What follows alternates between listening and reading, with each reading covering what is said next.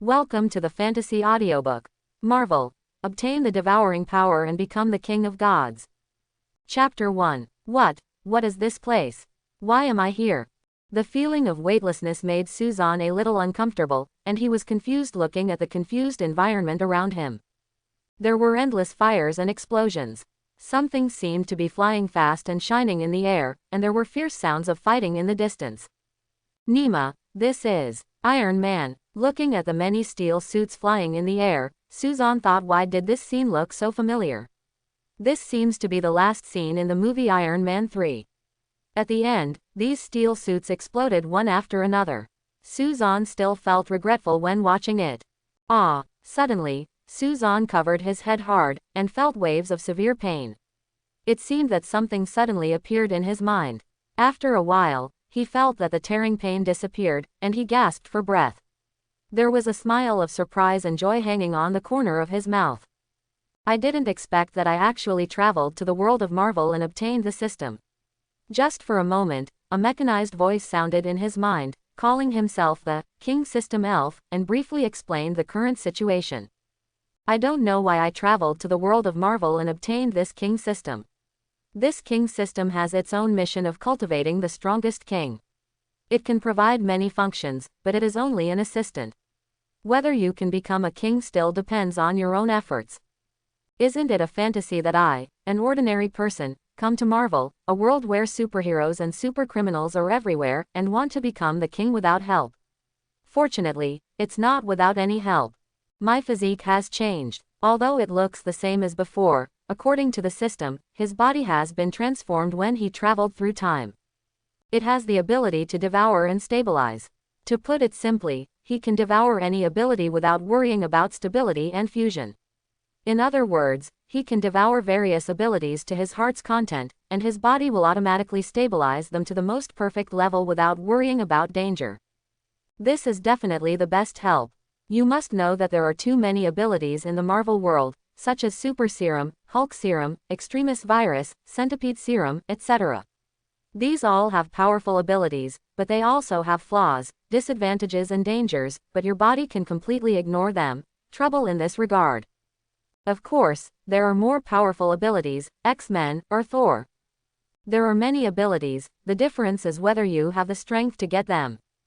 Especially now, the Battle of New York is over, which means that the Avengers have been formed, the plot has ended, and even the plot of Iron Man 3 is about to end.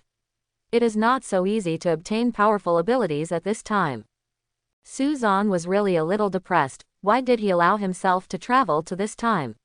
But it doesn't matter, there are so many abilities in this world anyway, not to mention that without these superheroes who have already appeared, wouldn't my road to king be too boring? Of course, it's not the time to think about this yet, because he is now in the midst of Iron Man and Aldridge. Near Killian's battle, whether it's Iron Man, the big boss Killian, or his desperate fighters who can self-destruct, they can kill him casually. Suzanne found a place to hide, paying attention to the fighting situation, and at the same time quickly thinking about how to obtain the Extremis Virus. That's right, it's the Extremis Virus. This is a good thing. It has super self-healing ability, super physical strength, and can breathe fire. It can be said that it is much more powerful than the super serum injected by Captain America. With this thing, at least you don't have to worry about being injured or dying, and you can still control fire. Of course, the disadvantages of the desperate virus are also obvious. The chance of success is very low, and losers will self-destruct. If it weren't for his body's ability to stabilize everything, Suzanne would never have paid attention to the Extremis Virus. This would be no different from committing suicide. Boom! There was a loud noise in the distance, as if a steel suit had exploded. From a distance, Tony could be seen. Stark sat on the ground embarrassed. It seemed that Killian should be inside the steel suit that just exploded, but Suzanne knew that Killian was not dead. Sure enough, a moment later, Killian, whose whole body was like lava, appeared again, facing Tony. Stark walked over. The angry Killian and the panicked Tony Stark were about to be killed, but a woman suddenly appeared, Pepper. Pepper appears and knocks Killian away easily. Then, the iron suit locked on Little Pepper, but was easily defeated by Little Pepper. Careful, Tony Stark shouted hurriedly when he saw Killian appearing again and rushing toward Pepper. Little Pepper calmly picked up the arm of the steel suit on the ground and put it on his hand. The shock wave of his ability instantly hit Killian's body, and then Killian's soul flew away and was annihilated. What a pity. Looking at Killian, whose soul was annihilated, Suzanne couldn't help but shook his head regretfully. He had originally planned to obtain the Extremis virus from him. But there is no chance now. Watching Tony Stark and Pepper Potts survive the catastrophe there, Tony Stark promised that Pepper Potts would be cured and started the cleanup process. In an instant, the steel suits in the sky exploded one after another, like gorgeous fireworks. What a pity, but fortunately, Iron Man is Iron Man, and it is impossible to truly give up the Iron Man suit and identity. Suzanne looked at the steel suits self-destructing one after another in the sky, shook his head, and walked over slowly. There is still one, Tony shouted. Pepper raised the arm of the steel suit, and the blue hand cannon was already aimed at Suzanne. Chinese. Tony was a little surprised when he saw Suzanne coming out. Don't be nervous. I don't mean any harm. I'm here to help. This beautiful lady seems to be in trouble. Suzanne raised his hand and said with a smile. However, Tony and Pepper did not let down their guard at all. At this time, a mysterious man suddenly appeared. How could they let down their guard? The Extremis virus is not perfect, and I believe you have seen its shortcomings. I believe that Tony Stark, the famous Iron Man, will definitely find a way. But no one can be sure whether time will be enough.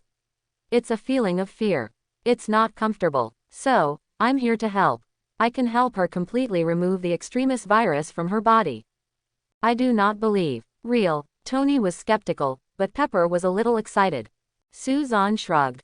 Well, actually I am here just for the Extremis virus, but at the same time it also helps you, right? So, why not let me try?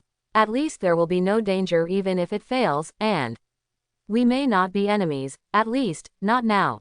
Tony. Pepper looked at Tony Stark, who hesitated and whispered. Jarvis, I want to know the identity of this man. Oh, I forgot to introduce myself. My name is Suzanne. Jarvis shouldn't be able to investigate my identity. Suzanne said with a smile. As expected, Tony Stark had already received a reply from Jarvis. As expected, there was no information about his identity. Looking at Pepper's expectant eyes, Tony Stark said helplessly, although I don't believe you, I can let you try. But I warn you that you'd better not have any crooked ideas, otherwise I won't all let you go. Rest assured, Suzanne's target is just the Extremis virus, not to mention that whether it is Iron Man or the future Searcher and Rescuer, Pepper, he has no intention of becoming his enemy for the time being, at least until he has absolutely powerful abilities. Suzanne walked up to little Pepper, stretched out his hand and said, Relax, don't resist, the process may be a little painful, but I promise there won't be any danger. I don't want Iron Man and the Avengers to chase me, so don't worry. I'll be fine. Hey, what are you going to do? Seeing Suzanne put his hand on little Pepper, Tony shouted hurriedly. Suzanne said calmly, Don't get me wrong, I'm not going to take advantage of her. Believe me, I'm not interested in other people's women. As he finished speaking, Suzanne felt a sudden surge of power in his body, as if it could swallow everything. In an instant, he felt a special energy coming from his palm. Pepper Potts' expression was a little painful, and Tony Stark stared at her intently. This process lasted for 5 minutes. Suzanne suddenly let go of Xiaojiao, his face was sweating profusely, and he sat on the ground exhausted. Are you okay? How do you feel? Tony Stark hurriedly supported Pepper and asked with concern. Pepper shook her head. I'm fine. I can feel that the Extremis virus has disappeared from my body and I can't feel it at all. That's good, but let's go back and check it in detail. Tony Stark said worriedly. What about him? Little Pepper looked at Suzanne. Suzanne waved his hand. Don't worry about me, I'll be fine after a while. Let's go. Tony Stark was holding Pepper and preparing to leave. Although he was curious about who Suzanne was and that he had the ability to absorb the Extremis virus, but now, he was even more anxious to go back and check Pepper's body. Seeing Tony Stark and Pepper leaving, Suzanne finally couldn't restrain his excitement and laughed. Success. It really worked. He could feel the changes in his body. The powerful power was exciting. With a thought, his arms instantly generated high temperatures, like magma. He stretched out his hand to touch the ground and could clearly see that the ground was being eroded rapidly. His arm returned to normal. Suzanne picked up a piece of iron from the ruins and stabbed his arm hard. It hurt, but he wanted to laugh. Because the wound is healing quickly. Although this super self-healing ability should not be comparable to Wolverine's almost abnormal self-healing effect, the effect of being able to grow back missing arms and legs is already very powerful. At least, Suzanne doesn't have to worry about dying casually, he has a strong ability to survive. This is just the first step, just a beginning. Suppressing his excitement, Suzanne said secretly, then turned around and left here. 3 days later, Suzanne drove a convertible sports car, changed his outfit, and parked on the street. He was young, handsome and rich, and very attractive. After a while, Suzanne had already rejected several beauties' attempts to strike up a conversation. As for where the sports car came from, well, is it difficult for Suzanne to get money? He just found a rich man, had a friendly conversation with him and got what he wanted. As for whether he would get into trouble, he wasn't worried. Because he needs to notice. In 3 days, Suzanne had already figured out his next plan. He's joining S.H.I.E.L.D. That's right, joining S.H.I.E.L.D., although it sounds a bit frustrating, is his best choice at the moment. S.H.I.E.L.D. will be dismantled soon, Hydra will reappear, and joining S.H.I.E.L.D. will not be too restrictive. Moreover, his target is Phil Coulson, who was killed by Loki after the Battle of New York. Suzanne still likes this good old man who was obviously killed but resurrected, and he will form a special agent team. According to the timeline, it is the plot of Agents of S.H.I.E.L.D. Suzanne's goal is to join this agent team. First of all, although I have integrated the Extremis virus, I am not very strong in this huge Marvel world. If you want to become the king, you must become stronger. There are not many abilities that appear in Agents of S.H.I.E.L.D. Relatively easy to obtain. With the help of S.H.I.E.L.D.'s resources, you can gradually become stronger, and you don't have to run around the world like a headless fly looking for abilities. Moreover, his identity as a S.H.I.E.L.D. agent also allows him to have good contact with other superheroes. Although it seems a bit depressing to join other people's forces and not be able to make the decision on his own, in fact, all he needs is an identity that is very suitable for his early development.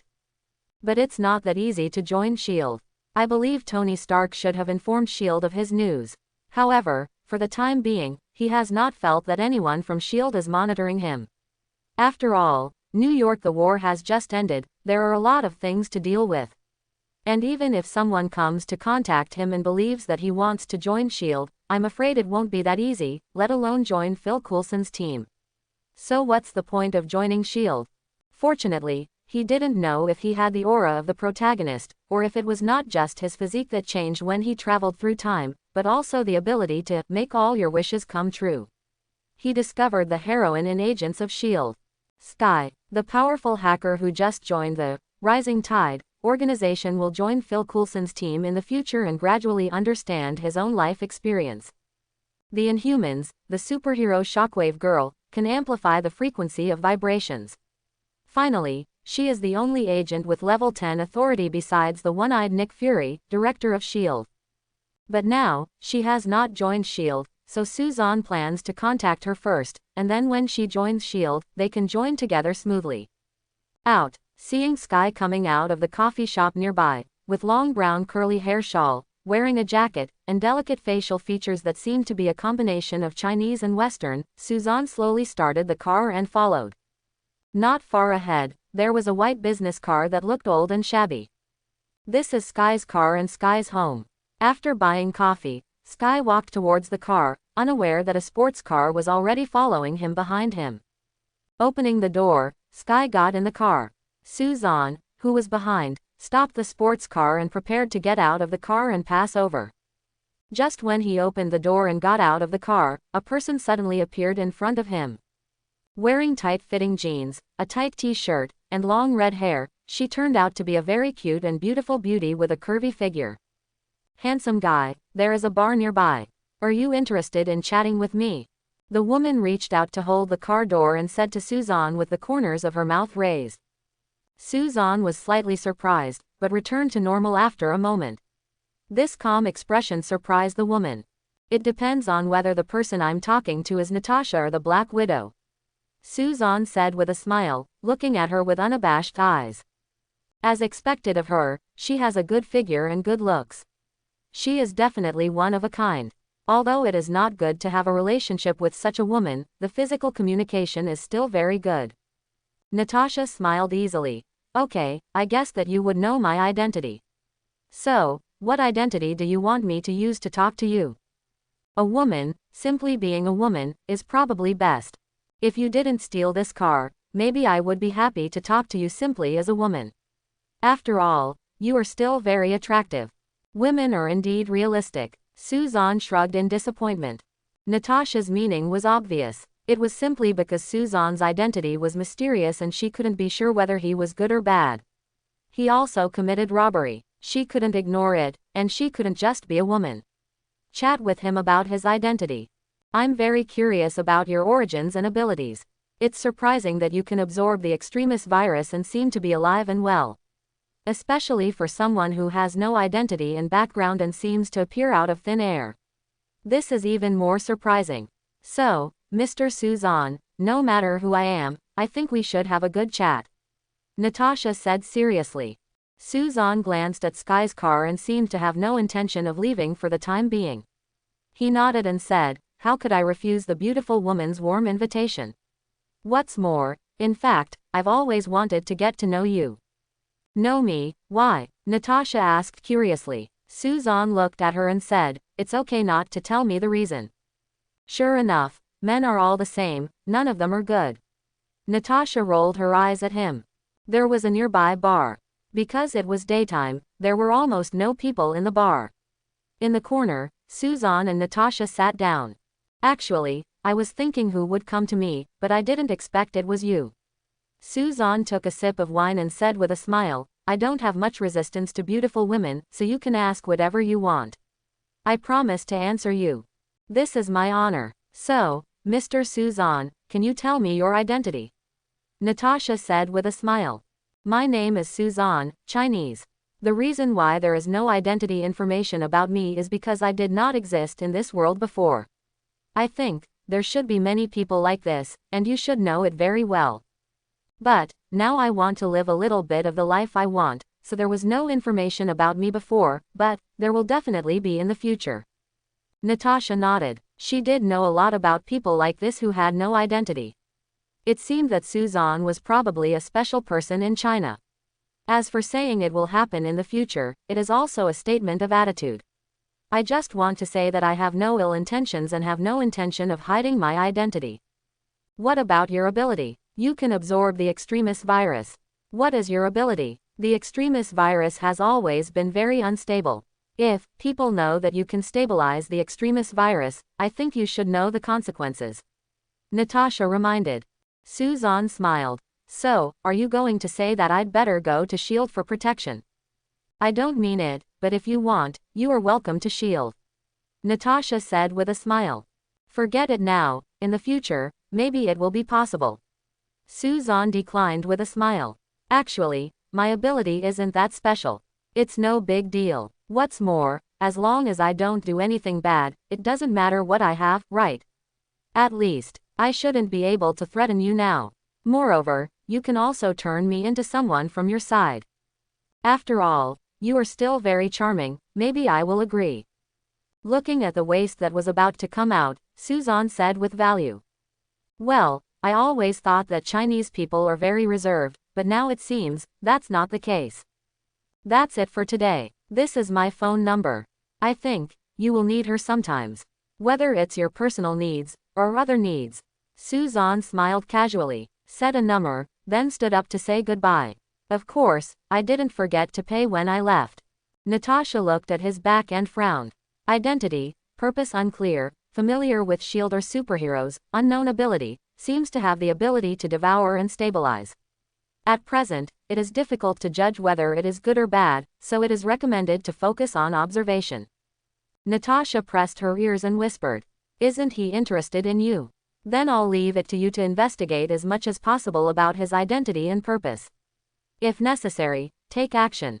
A voice came from Natasha's ears. Natasha frowned. Thinking of Suzanne's glib and cynical attitude, I'm afraid it would be difficult to investigate him. Natasha didn't think it was an easy task, but she didn't resist it. It is undeniable that Suzanne is very charming. It is not that she has never been in contact with Chinese people, but Suzanne is definitely the most charming person she has ever met. Suzanne didn't go looking for Skye after coming out of the bar. He knew that Natasha would definitely follow and investigate him, but he didn't want to expose his purpose. If Skye's identity was exposed because of him and he failed to join S.H.I.E.L.D., wouldn't he be busy? What's more, the New York War has just ended. Phil Coulson should not be resurrected at this time, and it is impossible to form a team, so he is not in a hurry. Anyway, Natasha can't always follow him, right? It's not a bad idea to take advantage of this time to enjoy life. Therefore, Suzanne seemed to be on vacation for the next period of time, very relaxed. He was having a great time, but Natasha was depressed. She followed him for more than a week, but found nothing. Suzanne had never used his abilities or contacted anyone. He was just like a tourist. Although she suspected that Suzanne deliberately confused her like this, she had no time to waste time with Suzanne. After asking for instructions several times, she had no choice but to give up investigating Suzanne temporarily. As soon as Natasha left, Suzanne breathed a sigh of relief. Although he had a lot of fun during this period, he didn't come to this world just for fun. At least, it's not the time for him to enjoy it yet. As soon as Natasha left, Suzanne was ready to contact Skye. Although Suzanne seems to be on vacation these days, he has been following Skye closely. He even had a brief meeting and conversation in a coffee shop, but it didn't go in depth. After all, Natasha was still there at the time. Night falls quietly. Seeing Skye walking out of a restaurant, Suzanne stepped on the accelerator hard and crashed into Skye's car while pretending to be in time control. Oh no. As soon as Skye came out, he saw that his car had been hit hard, and the rear of the car had even been dented. Sorry, I didn't pay attention for a moment. Are you the car owner? I will pay for the repairs. Suzanne got out of the car and said apologetically to Skye. Skye was a little angry at first.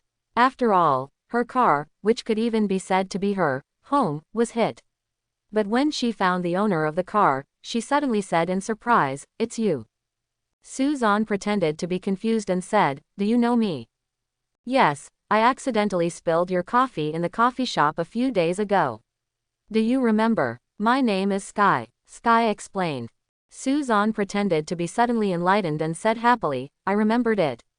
I didn't expect it was you. What a coincidence. My name is Suzanne. What a coincidence. I spilled your coffee and you hit my car. I thought, you wouldn't be so stingy, would you?" Skye said jokingly. Suzanne shrugged. "It was just an accident. At least you suffered much more losses than me."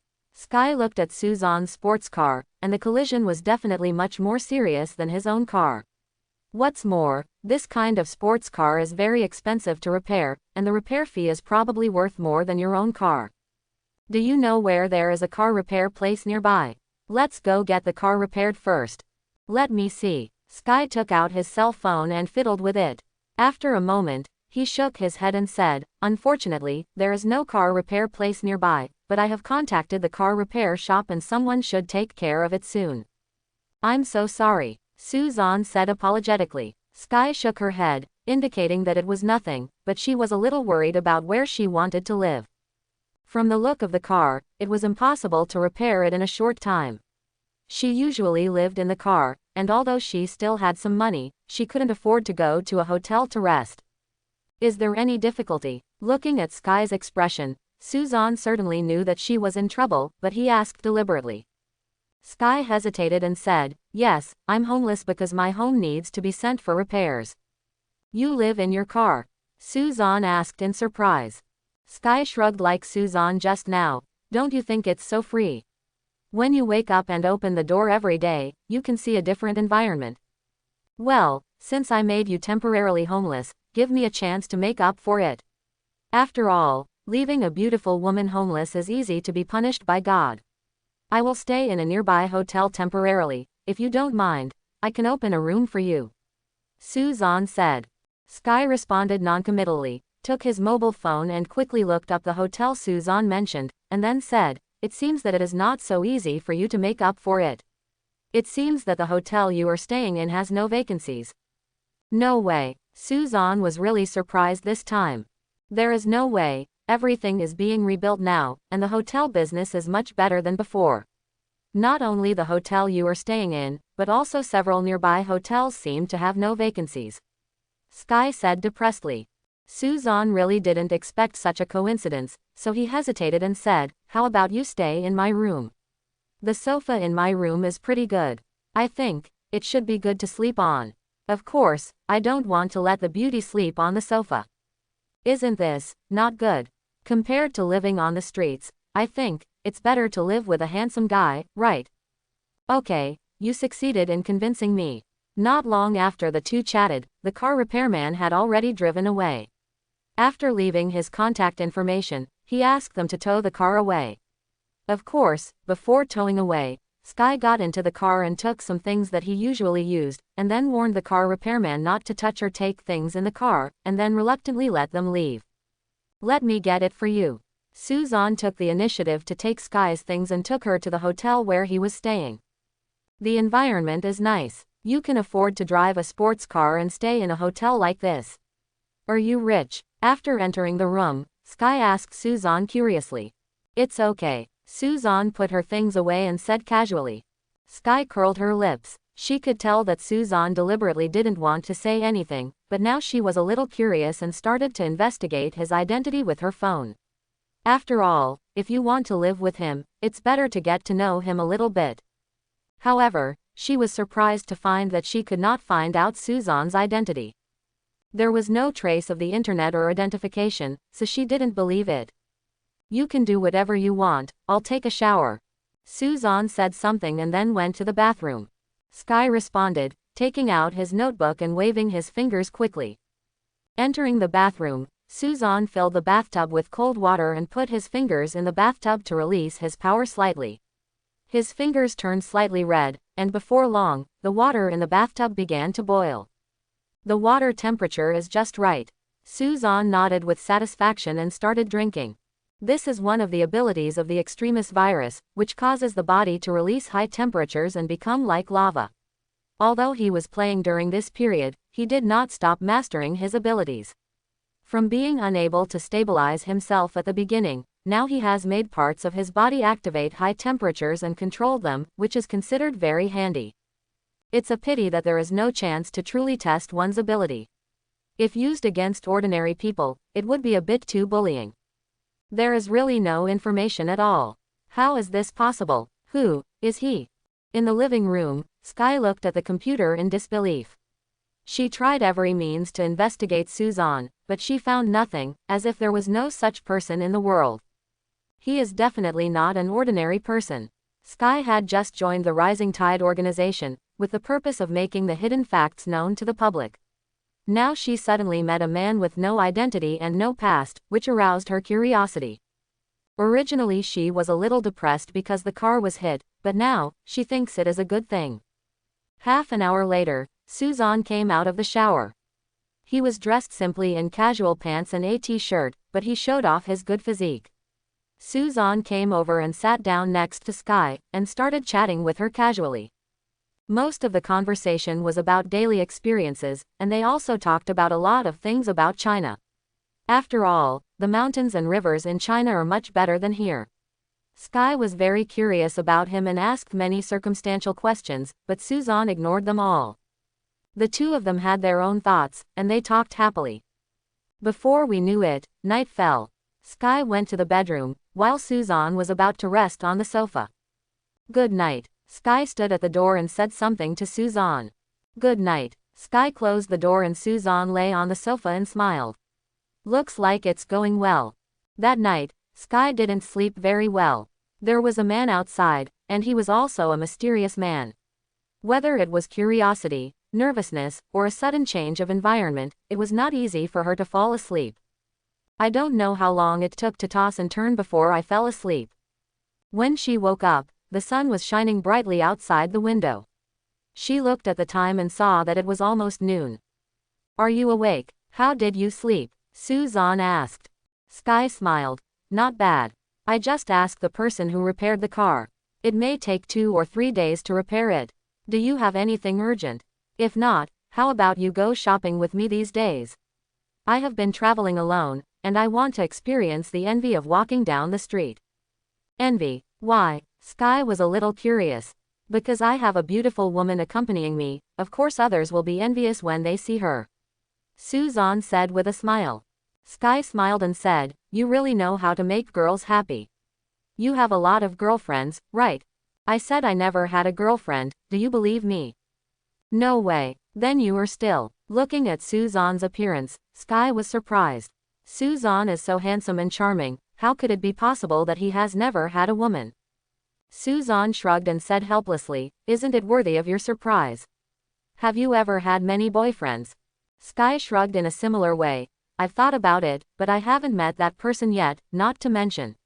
I don't have the intention of falling in love right now. Very good. Suzanne smiled. What's good? It's nothing, I just think it's good that I haven't had a girlfriend and you haven't had a boyfriend. Skye looked at Suzanne and said, you don't look like you've never had a girlfriend, but you look a bit like a playboy. Even if I'm a playboy, I'm not the Stark type. The sun was shining brightly and there were no clouds in the sky. It was indeed different to have a beautiful woman by his side, and Suzanne did experience that enviable feeling. I have to say that Skye had a great figure and was very beautiful. Perhaps it was to satisfy Suzanne's lack of manly dignity. Skye even dressed up specially. Her appearance feels like a combination of Chinese and Western. After all, she is of mixed race and her mother is Chinese. The two of them are quite a match together. And with Skye here, you can always find a good place, or a restaurant that is relatively remote but tastes great. As they get along, the strangeness between the two gradually disappears, they become more and more familiar, and they become more and more comfortable getting along with each other. Skye was alone, so she enjoyed being with Suzanne, which was something she had never experienced before. After spending several days together day and night, Suzanne found that he was becoming more and more fond of Skye.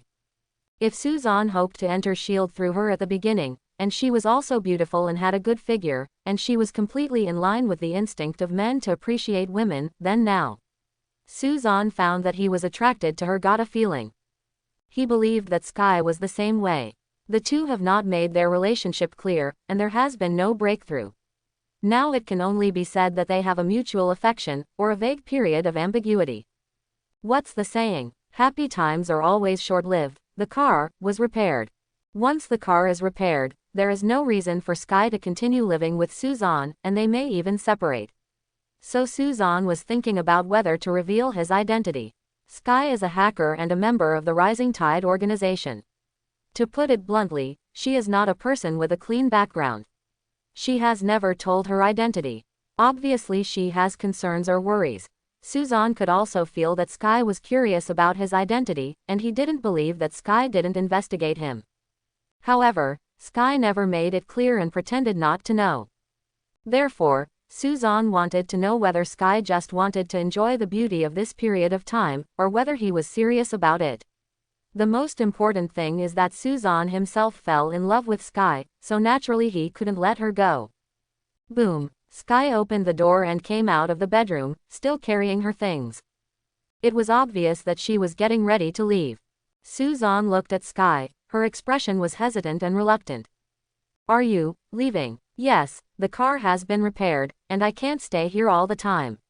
What's more, I have other things to do, so. Skye couldn't go on. She didn't understand how she could be so short, falling in love with someone within a few days. But she knew her inner feelings, and she didn't believe she would be separated from Suzanne so soon. For a lonely person, it is impossible to become dependent on or reluctant to leave someone easily, but once it happens, it is difficult to forget. Before you leave, I have something very important to clarify. Although it is a bit ridiculous and unexpected, this matter must be clarified. Suzanne said seriously. Skye put down his things and walked to sit next to Suzanne. I said before that it's true that I've never been in love. Maybe, I'm a playboy, and I can't help but have thoughts about beautiful women, but it's just a man's thoughts about women, not feelings. But this after a few days of getting along, I found that I like you. So, Skye, can you be my girlfriend? Suzanne looked at Skye and said very, very seriously. The sudden confession made Skye very happy, but she didn't expect that Suzanne also liked her, only. Suzanne, actually, I like you just as much, but I'm sorry, I can't be with you, because Skye was in pain. She was a hacker, someone who specialized in fighting against the government and S.H.I.E.L.D. hacker. Although she guessed that Suzanne's identity was not that simple, it was just a guess and she didn't want to implicate Suzanne. What's more, she still has her own purpose. She provoked S.H.I.E.L.D. just to attract S.H.I.E.L.D.'s attention, so that she could join S.H.I.E.L.D. and investigate her life experience and who her parents were. I know you have concerns, and so do I. I have been hesitating to tell you these days. My identity is actually very special. I am from China, but my memory is incomplete. I have lost a lot of memories. I am like the helpless child came here, not knowing what to do. Until I met you, it was as if life suddenly had meaning. I know you may mind this. No, Skye interrupted Suzanne. She didn't expect that Suzanne would tell her his secrets, let alone that his memory was incomplete. She could imagine a person losing his memory and coming here alone, helpless. I don't mind, although I don't know what happened to you. Trust me, I will help you find out. Skye said seriously. The past is always just the past. I actually don't care. What I look forward to more is the future, and I look forward to having you in the future. Suzanne grabbed Skye's hand and looked at her expectantly. Although Suzanne felt a little sorry for Skye by fabricating the story about losing his memory, this was the most appropriate reason. How else to say? Am I a time traveler? Did I come to this world to be a king? I'm afraid that even if Skye likes him, it might be difficult for him to accept it. What's more, regardless of feelings, Suzanne also needs Skye's abilities. Not her abilities as in human shockwave, but her hacking skills. In the future, I will definitely work alone and create my own force. Skye's ability is very important. Actually, I have a secret that I haven't told you. I'm a hacker, a very powerful hacker. I just joined a non-governmental organization called Rising Tide. Therefore, it may be very troublesome in the future. I'm afraid of implicating you. Skye said. Suzanne smiled. Don't worry, I will protect you. As for being implicated, maybe I am implicating you. After all, I am now being targeted by S.H.I.E.L.D. Are you being targeted by S.H.I.E.L.D? Skye suddenly asked nervously. Suzanne nodded and said, yes, I met the Black Widow before I met you. She followed me for a while. She probably didn't find anything, so she left. Why, maybe it's because of my special abilities. Special power. Yes, you should know that there are many superpowers in the world, such as the Avengers, the X-Men, etc. I also have special abilities. However, I am not a mutant. This ability should be innate and suddenly awakened. It is a feeling that I can swallow all energy without causing any adverse reactions. I absorbed the extremis virus before, so S.H.I.E.L.D. discovered me and also discovered I don't have any identity, so they won't trust you, especially after knowing your ability. They will probably take you to S.H.I.E.L.D. for research. No, I absolutely cannot let them capture you. Skye thought for a moment, took out the computer and started dancing with her fingers quickly. What are you doing? Suzanne asked curiously. Help you delete your recent records so they don't find you, and then let's get out of here right away. Skye said. Wait a minute. Suzanne called to her. Believe me, I can do it. Skye thought he didn't believe in his ability. Suzanne said. I believe you can do it, but there is no need. I can't keep hiding like this. What's more, I told Black Widow that I won't hide, so they won't look for me for the time being. Trouble. What's more, it's not that easy for them to catch me.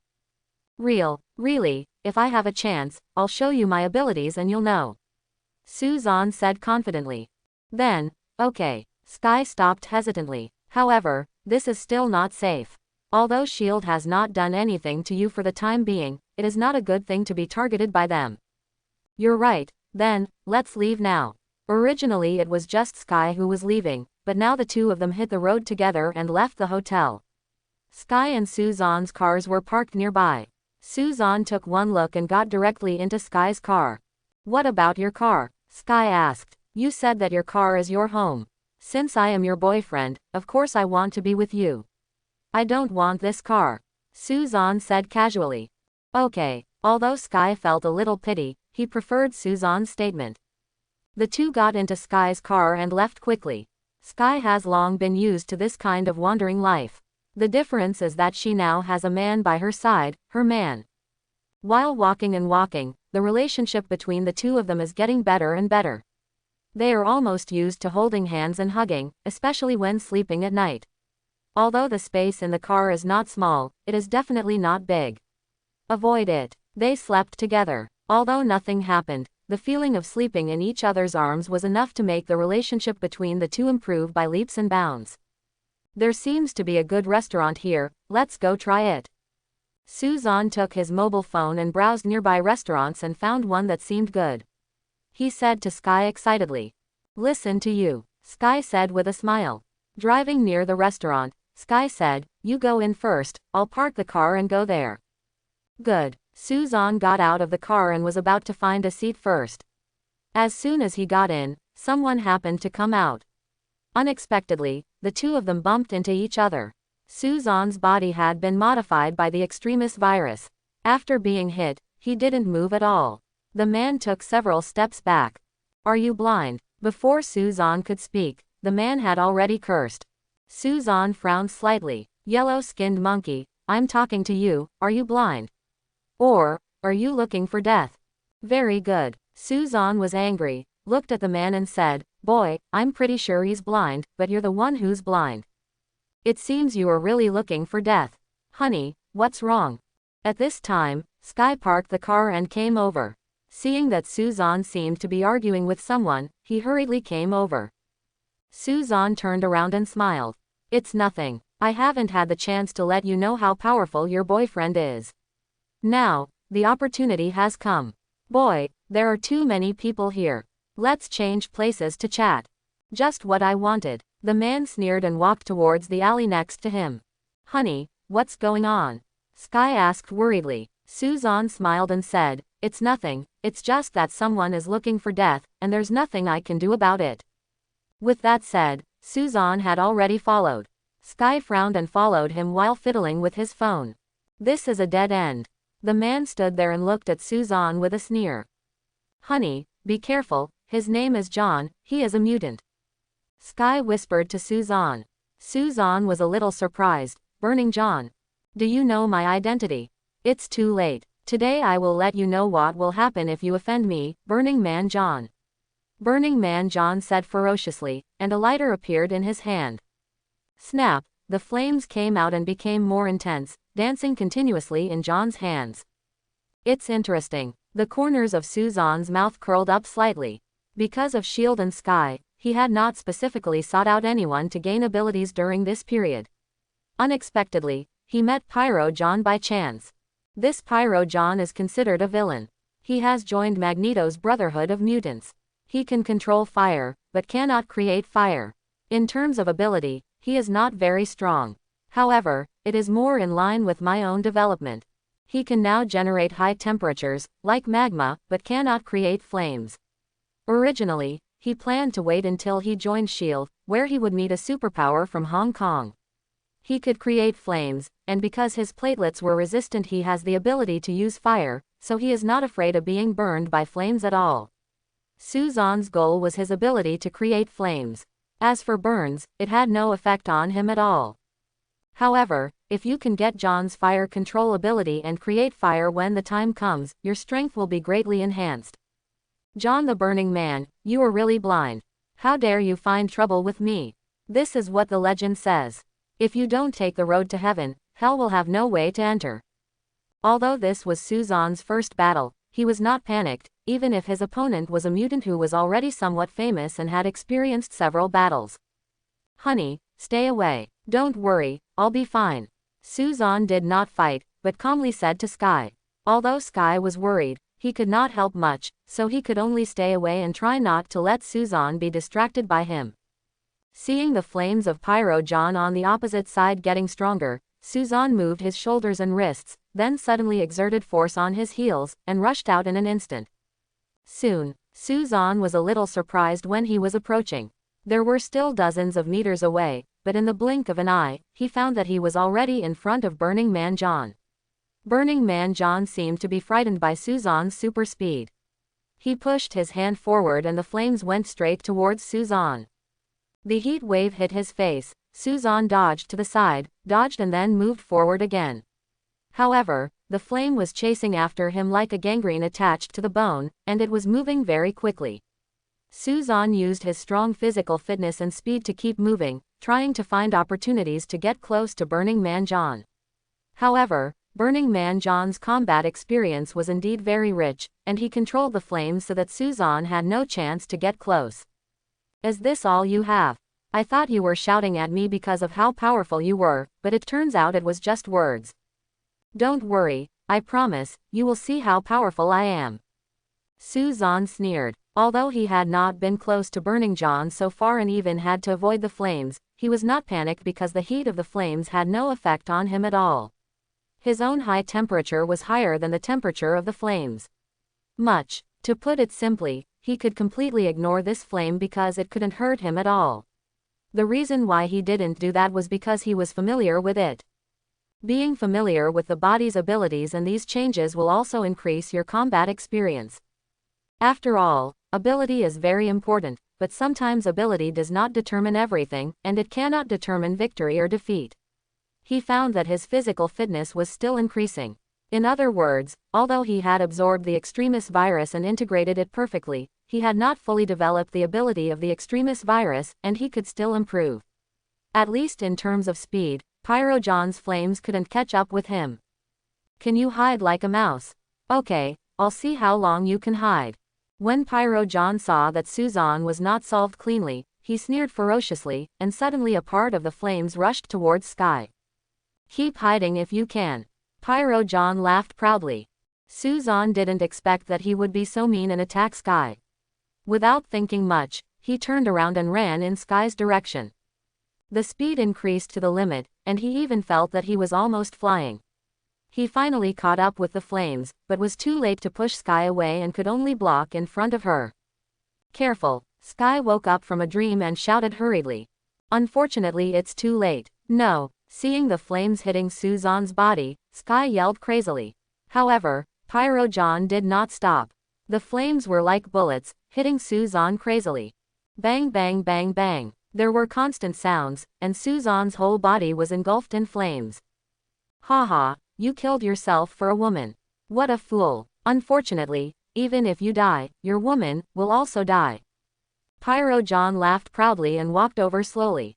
"A yellow-skinned monkey is a yellow-skinned monkey, and it can never be." Pyroman John's proud laughter stopped abruptly, and he looked at the figure gradually emerging from the flames in disbelief. "It's red like lava, and combined with the flames, it feels like the king of hell is coming." "No, this is impossible. How can you be okay?"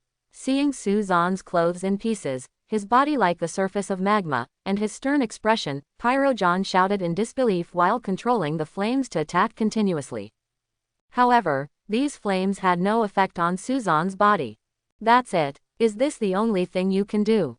Burning John, you disappoint me so much. If you hadn't attacked my woman, maybe I would have played with you for a while longer, but now, you are very. It is an honor to be the first cornerstone of the road to kingship." Suzanne's voice seemed to come from the netherworld, which made Burning John feel fear deep in his heart, and he subconsciously stepped back to stay away.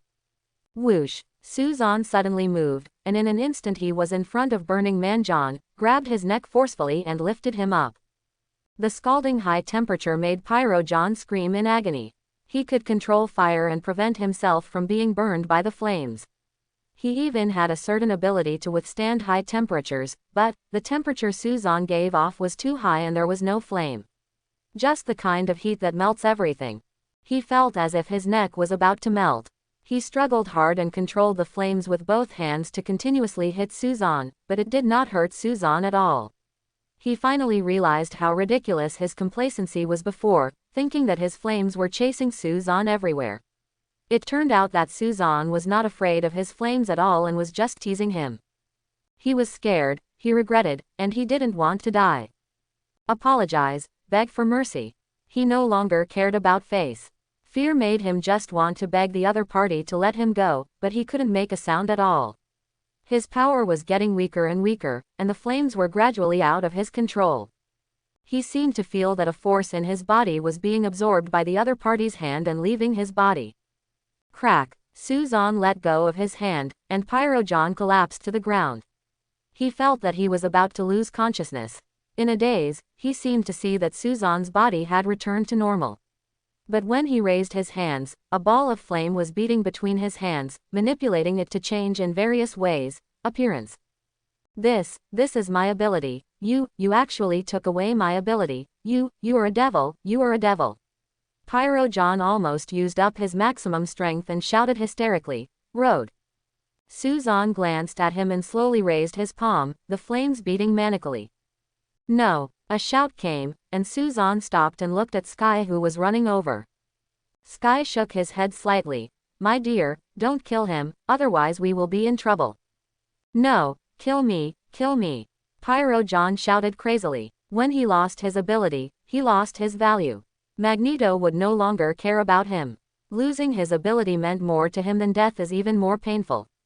Pat. Suzanne clapped his hands and the flame disappeared instantly, then bent down and picked up the lighter that John had used before. "Let's go." Skye nodded, and he and Suzanne turned around and left the alley, leaving Pyro John lying on the ground with desperate eyes and screams. Suzanne couldn't help but smile bitterly when he looked at the burned clothes. It's not easy to be a superhero. If he had the chance, he would actually get a battle suit or something like that, not for the sake of popularity but for convenience. Otherwise, it would be too depressing if it ended up like this every time. He couldn't help but think of the Hulk. His pants have always been one of Marvel's unsolved mysteries. They are always good. Speaking of the Hulk, it would be awesome if he could get his powers, at least he would be invincible on Earth. However, by absorbing Burning John's ability just now, he discovered a problem, that is, although he can absorb the ability through the contact of his palms, it is not that easy, especially when the other party resists, and the resistance he receives is very high. Powerful. Desperate virus, fire control ability. The first time was because Chili Pepper had no resistance at all, not to mention it was a serum ability, so it was easier and smoother. The ability to control fire is John's innate talent. It is caused by the X gene, so it is very difficult to absorb, especially when he resists. At first, he couldn't absorb it at all. If it weren't for his own high temperature that hurt John, I'm afraid the absorption is definitely not that smooth. Although it is completely impossible to easily devour and absorb the opponent's ability by clapping your hands, it can only be absorbed when the opponent is unprepared or unable to resist, and different abilities will cause different resistances. Therefore, don't think about the Hulk's ability for the time being. I'm afraid that even if he stood there without resistance and let himself absorb it, he wouldn't be able to absorb it. As long as you keep getting stronger, you may be able to do it when you are strong enough. Of course, no matter what, this time I also absorbed the ability to control fire, and if this ability is used well, it is still good. Therefore, although his clothes were ruined, Suzanne was still in a good mood. "Sorry, Skye, I'm afraid we won't be able to eat this meal," Suzanne said apologetically to Skye, who was looking for clothes for him. Skye shook her head. "It doesn't matter, it's just that we have to get out of here now." After saying that, she handed the clothes to Suzanne, then turned around and prepared to drive. Suzanne changed his clothes and breathed a sigh of relief when he saw that Skye seemed calm. It seemed that she was not afraid or had any thoughts because of her abilities. Thinking about it, after all, there are so many people with abilities in this world, and Skye has specially studied these, so he won't be too panicked. Pyro John's loss of abilities will definitely be known. Let's not talk about the Brotherhood of Mutants for the time being. S.H.I.E.L.D. must know that it was done by him. After all, although Black Widow is not here, S.H.I.E.L.D. has the means to monitor people. But he is very smart, and he must have been monitoring himself during this period. Even if they don't, the characteristics of taking the ability will remind them of themselves. But what happened this time was an accident. It was John who took the initiative to find trouble. What's more, John is not a good bird, so apart from making S.H.I.E.L.D. more wary of him, there shouldn't be any trouble. Squeak. The sound of rapid braking interrupted Suzanne's thinking. "What's wrong?" Suzanne asked hurriedly. I'm afraid we're in trouble, Skye said in a deep voice. Outside the car, a black Jeep blocked the way. With its pitch-black body and highly reinforced glass, it was obvious at first glance that it was not something that ordinary people could afford. Stay in the car, Suzanne said something and got out of the car with a lighter. Black Widow was wearing a black tights and leaning on the Jeep. Watching Suzanne come down, Black Widow flipped her hair and said with a smile, I knew you wouldn't be so honest, but I didn't expect to take action so soon. Burning John, his ability shouldn't be that strong, right? I didn't expect you to choose his ability. Suzanne played with the lighter in his hand, and the flames flickered. I also know that you will definitely continue to monitor me, so you should know that it was him who took the initiative to cause trouble for me. Yes, but don't you think it's too coincidental? You happened to be going to that restaurant, and you had a conflict when he came out. Black Widow squinted her eyes and stared at the lighter in his hand. It was obvious that she was on guard. What is known so far is that he absorbed the Extremis virus and Pyro John's abilities, but who knows if he has other abilities? How could Black Widow take such a dangerous person lightly? Believe it or not, it's up to you. Anyway, you never trust anyone, Suzanne said with a shrug. So, let's talk about your reason for coming. You don't just want to scare me, right? You probably don't have that much time. Okay, I'm here to invite you and your little girlfriend to S.H.I.E.L.D. Black Widow curled her lips and said, What if I say no? Suzanne squinted his eyes and stopped swinging the lighter. Hey, don't be nervous. Things are not what you think. In other words, it is not aimed at you, but at your little girlfriend. The hackers of the Rising Tide organization have been very active recently. They have been publishing some news that shouldn't be known to the world, Black Widow said with a smile. Suzanne curled his lips. It doesn't make any difference to me whether you target her. S.H.I.E.L.D., I'm not interested at the moment, so you can go back. What if I say no? Black Widow said the exact same thing. Suzanne curled his lips. Then we can only fight. Seriously, I don't offend anyone unless they offend me. I really want to maintain a very friendly relationship with you and S.H.I.E.L.D., but the premise is, don't take any chances with me or the people around me, Suzanne said and glanced at Black Widow, then turned around and got into the car. Let's go, Suzanne said to Skye. Skye started the car and drove away slowly, but Black Widow didn't stop her. I won't offend others unless they offend me. How long has it been since you became boyfriend and girlfriend with a hacker from the Rising Tide organization? How do you expect me to believe that what you say is true? Black Widow murmured, underestimating in one sentence. He turned around and got in the car. Trident Base, S.H.I.E.L.D. headquarters. One-eyed director Nick Fury wore his iconic black trench coat and looked at the virtual screen in front of him. The picture on the screen was the scene of Suzanne fighting with John. Nick Fury pressed the remote control and held the document about Suzanne in his hand. There is a list in S.H.I.E.L.D. This list contains people with superpowers. Of course, it is also considered a monitoring list. After Suzanne appeared, he had already entered this list. Director. There was a knock on the door and a woman walked in, Maria Hill. Level 9 agent of S.H.I.E.L.D., Nick Fury's assistant. How's Big Creek's plan going? Nick Fury asked. Everything goes well, it shouldn't take too long. Maria Hill hesitated for a moment and said, Have you really decided? I think this is a very risky behavior. How is the selection? Nick Fury did not answer, but continued to ask. Maria Hill knew that his decision would not be changed, so she had no choice but to hand over the documents she brought with her. Nick Fury opened it and looked at it. There are records of several people on it. Melinda May, nicknamed Knight. Leo Fitz, an expert in high-tech weapons physics. Gemma Simmons, biologist and high-tech weapons expert. Grant Ward, operations specialist, level 7 agent. And the last one, Skye, super hacker and member of Rising Tide. Looking at the list, Nick Fury hesitated for a moment and said, Let's add one more, Suzanne. But, before Maria Hill finished speaking, Nick Fury interrupted with a wave of his hand. His abilities are very special, and his identity is very mysterious. We don't know whether he is evil yet, so it is easier to judge if he joins the team. What's more, he is now with Skye together. I'm afraid it will be difficult to separate them. Just leave it like this, give this list to him when the time comes, and let him handle it by himself. Yes, she seems to have a very unusual relationship with you. Skye suddenly asked. Suzanne said dumbly. I thought you would ask about the situation, but I didn't expect you would ask this first. A woman's intuition is very accurate. I noticed the way she looked at you. Skye said. I also noticed that it was a wary look. She came to invite us to S.H.I.E.L.D, but I didn't think it would be very friendly, so I refused. However, she knew your identity. Suzanne explained, he said, but it doesn't seem to be a big trouble, so you can ignore it for now. You just need to know that no matter what the situation, if someone wants to deal with you, they must first step on my body. Because you are my girlfriend. I know, honey. Skye smiled sweetly, and the little jealousy disappeared. But dear, you are so powerful. Pyro John is a very powerful guy. I didn't expect that he is no match for you. And, you have absorbed his ability, right? So, you can control fire now. Of course, if you want, I'll set off fireworks for you tonight. Suzanne said with a smile. Okay, Skye said happily. As a man, keeping your word is the most basic thing.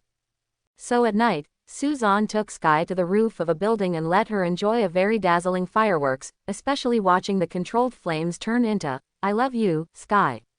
Skye definitely felt that this might be the happiest time in her life. My dear, am I more beautiful or is Black Widow more beautiful? Skye suddenly asked while lying in Suzanne's arms. Suzanne couldn't help but smile bitterly. It seemed that all women in love were the same, even Skye was no exception. He didn't answer, he just held her chin to tilt her head up, and then kissed her hard. It took almost 10 minutes before the two separated. Skye looked at Suzanne in a daze, and leaned hard against him, almost wishing that he could blend into one. It's cold, let's go back. Suzanne said softly. Okay, but you have to carry me down. Skye said coquettishly. It's my pleasure. Suzanne picked up Skye and turned around to go down. Back in the car, Skye thought that Suzanne might take advantage of this atmosphere to do something to her, but who knew that Suzanne just hugged her tenderly. You don't want to do anything? Skye asked softly. Suzanne said with a smile. Of course, I really want to. You have to know that every day with you is a test of willpower for me, but I don't think this is the place. It's a great welcome, some things are worth remembering, so naturally we have to leave the best memories. My dear, you are so good to me, I love you. Skye murmured movedly. At this moment, she decided that she should have no reservations about Suzanne. My dear, actually I have a secret that I haven't told you. I didn't mean to hide it from you, but I didn't know how to say it, because it might be a little dangerous for you. What's going on? Suzanne asked, looking at Skye, who suddenly revealed his secret. Actually, the reason why I became a hacker and learned these technologies is to investigate my life experience. I want to know who my parents are. And the place with the best chance of investigating it is S.H.I.E.L.D. I joined Rising Tide organization, and oppose S.H.I.E.L.D. On the one hand, I feel that they are not qualified to hide many things that they have the right to know from the world. On the other hand, I also hope to join S.H.I.E.L.D. Skye said slowly, it's just, if I join S.H.I.E.L.D, I will join too. Suzanne said without hesitation. Wherever you go, I will go. What's more, you don't have to worry about what S.H.I.E.L.D will do to me. Maybe they themselves hope that I can, by joining, I can not only help them with work, but also monitor me more easily. But, no buts, you don't have to think that I will be in trouble or dangerous. In fact, it's not bad to join S.H.I.E.L.D. Anyway, there is nothing to do now. It's not bad to be a superhero. Suzanne interrupted her and said with a smile. Okay, this matter is settled. If there is a chance, I will join S.H.I.E.L.D with you. Thanks, Skye said softly. Fool, go to sleep. Patting Skye's shoulder gently, Suzanne smiled. Not for his own purposes, but just for Skye's sake, Suzanne was willing to join S.H.I.E.L.D.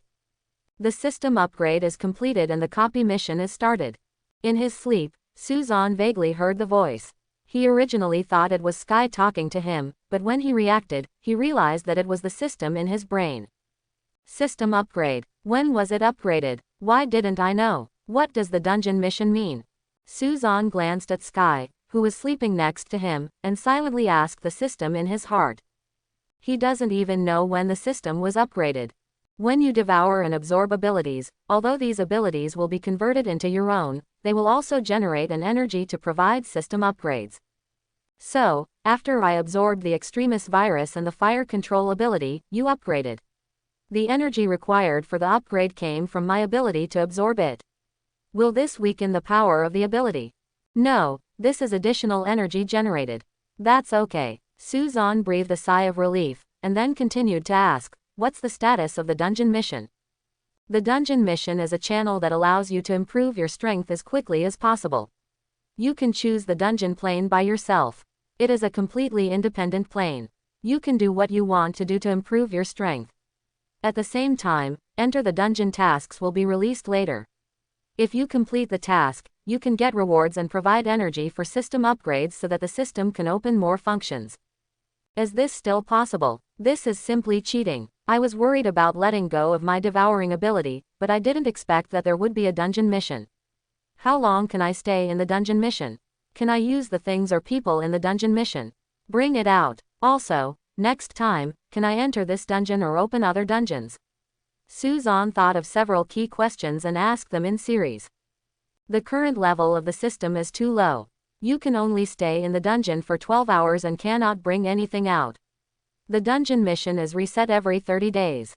You can choose to enter the dungeon plane you have already entered or open a new one, plane. However, there can only be one copy plane. Also, the higher the system level, the more changes in copy tasks.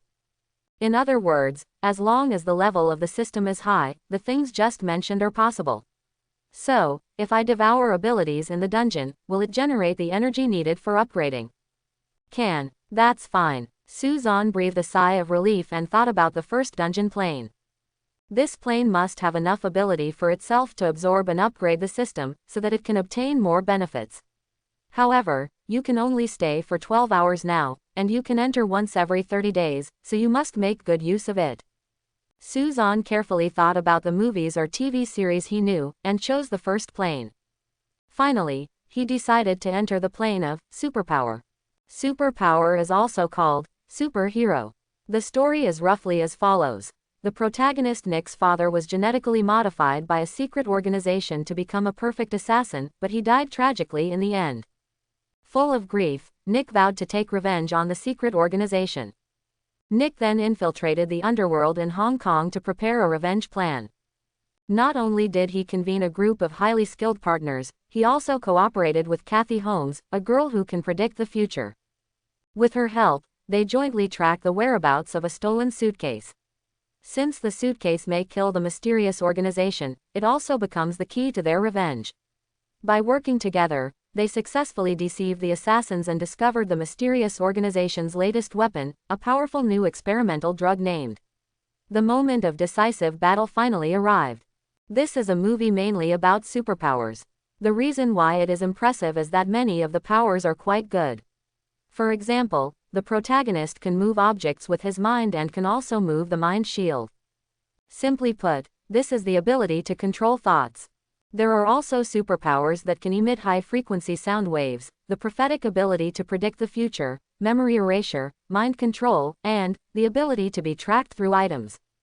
These abilities. There was originally a bottle of potion about superpowers, but I couldn't bring it out, which was a bit regretful.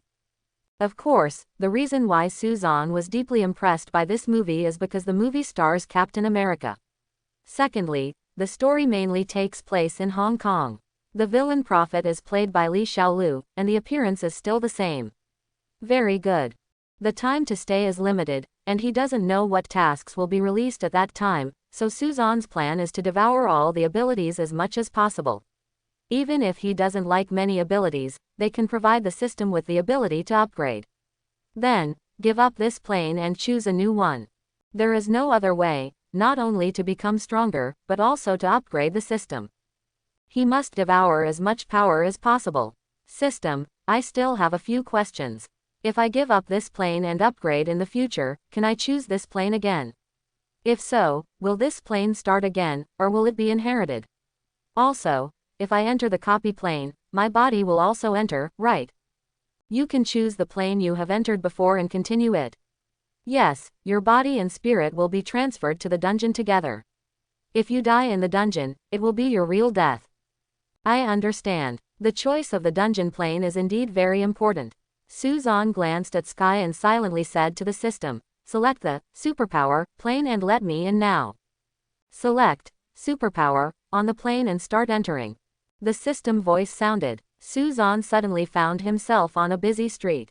The sun was shining brightly, the noise was noisy, and people around him were coming and going. He didn't feel at all how surprising Suzanne's sudden appearance was. It's indeed Hong Kong. Looking at the familiar skin colors around him, Suzanne felt a little strange. Is this the dungeon plane? Welcome to the superpower plane. Mission release. Main mission, obtain more than 3 abilities. Faction optional. Justice or evil? What does camp mean? Suzanne asked curiously. Justice or evil, as the name suggests, is whether you choose to be a good person or a bad person. Friendly reminder, if you want to be a king, you cannot avoid being in the darkness, incarnate the darkness, and understand the darkness, so choosing the evil camp will give you extra rewards. Is this still possible? Suzanne was surprised and somewhat doubted whether this dungeon plane was specifically used to vent negative emotions. However, since there were additional bonuses, he naturally chose evil without hesitation. Faction selection. Evil, forcibly turning on the evil heart. The duration is until you leave the dungeon. As the voice fell, Suzanne felt something was different about himself. He subconsciously raised the corners of his mouth, and his originally gentle smile became a little evil. The movie did not clearly indicate the year and time. Walking on the street and looking at the endless flow of people, Suzanne wondered what he should do. Since the time I have to stay is limited, that means the plot has probably already started or is about to start. There are 3 parties in the plot. One is the protagonist and his friends, one is their enemy, an organization that studies supernatural powers, and will arrange agents to come, including a big boss, and the remaining party is Hong Kong, who are there as a family of 4 people with superpowers called vampires. The father's ability is unknown. The 2 brothers can send out sonic attacks, and the sister, S.H.I.E.L.D, is a prophet and can predict the future. Because she always held a lollipop when she appeared, she was called the Lollipop Girl in the movie. The main mission is to obtain more than 3 abilities. There are many people with superpowers here. More than 3 types are absolutely no problem. However, there are prophets in this world, that is, people with superpowers who can predict the future. I don't know if they can predict the future. I exist just in case, so I'd better kill the prophet first and gain abilities. There are 2 prophets here, one is the Bang Bang Girl S.H.I.E.L.D, and the other, like the protagonist, is a 2nd-generation superpower.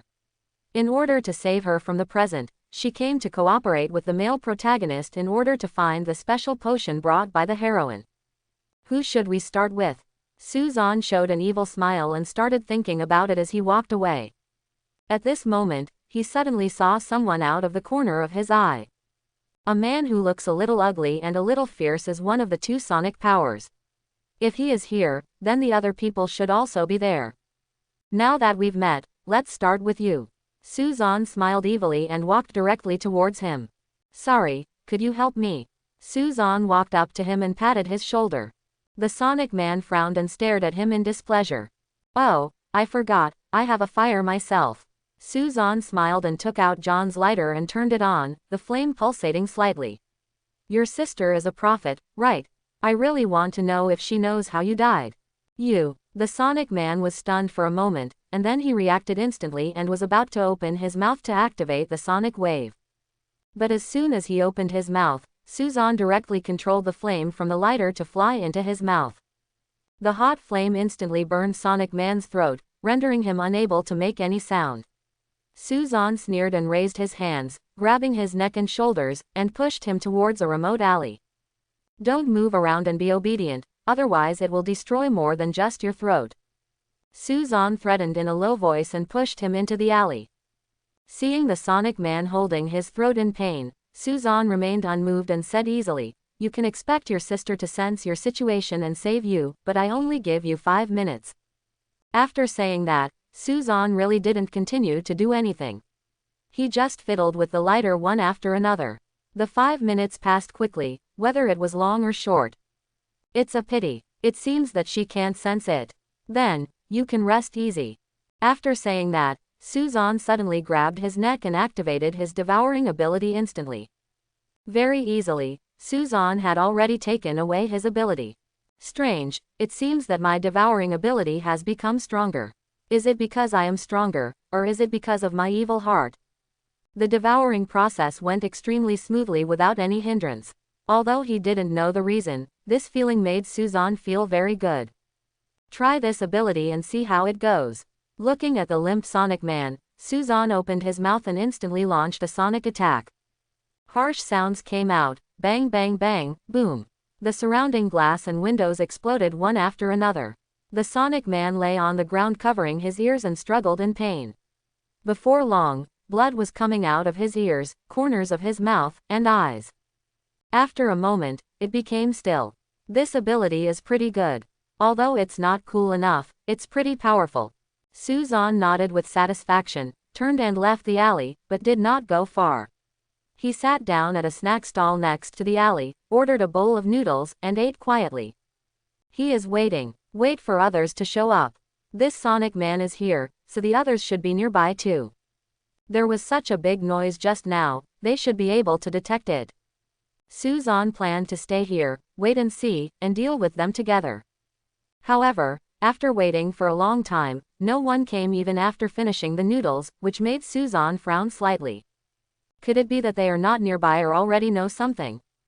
It's also possible that Bang Bang Girl doesn't have a good relationship with them, and even if she can't predict herself, she should be able to predict Sonic Man. After all, she is an outsider, but Sonic Man is a plot character. You know Sonic Man is dead, so you don't dare to come. Prophet, it's really troublesome. Suzanne shook his head and left the stall. The movie didn't say where they were, but it did mention the protagonist's home.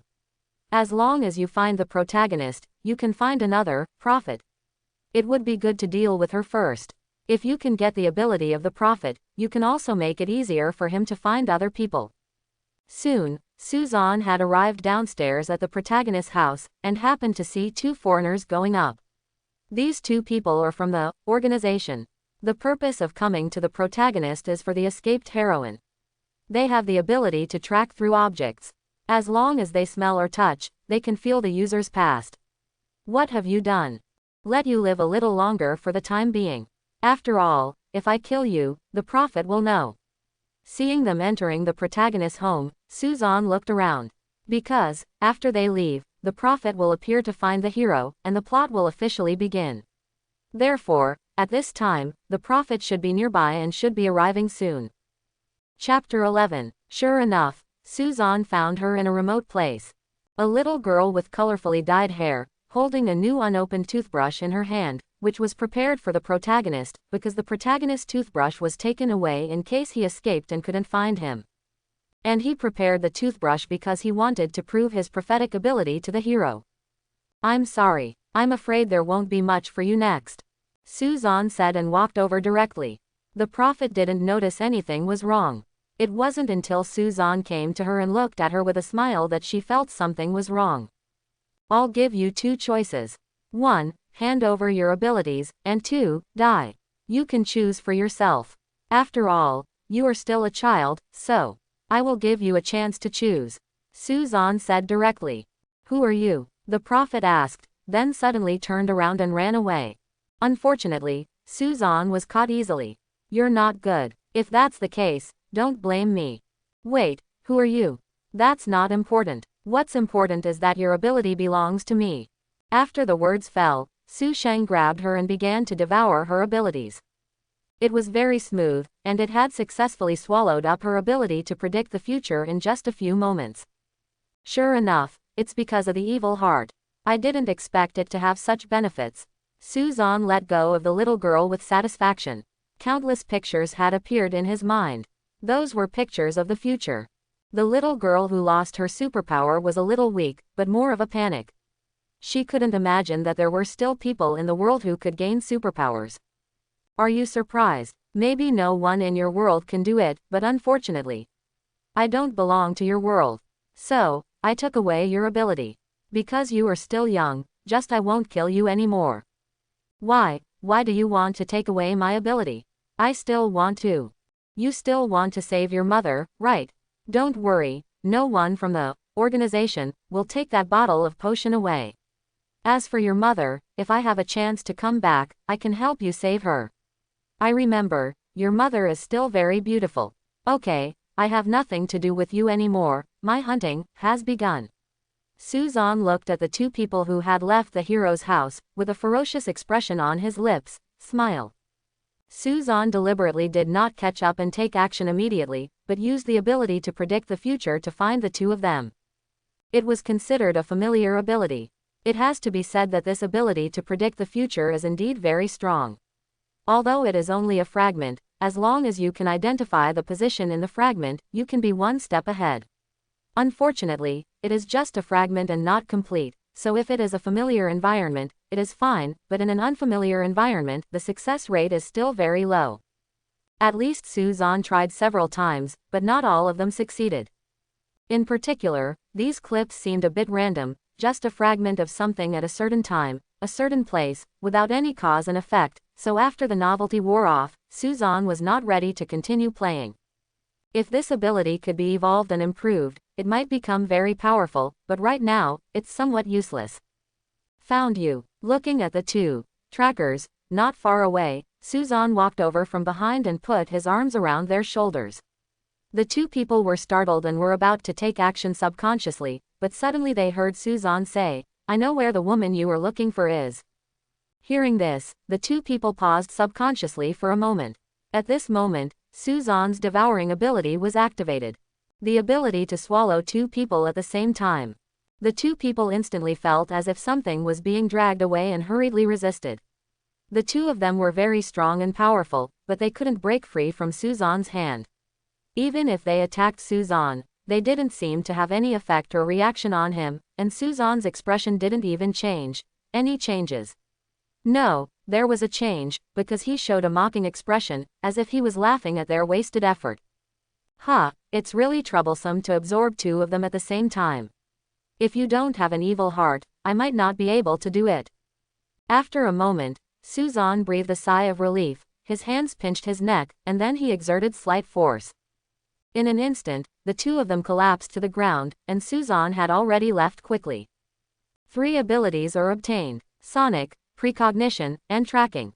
Among them, the tracking still absorbed two at the same time, and it seemed to be enhanced, but Suzanne was not sure about the specific details, and he was not interested in trying it. What's left? Mind control, mental control. There's also the ability to delete memories.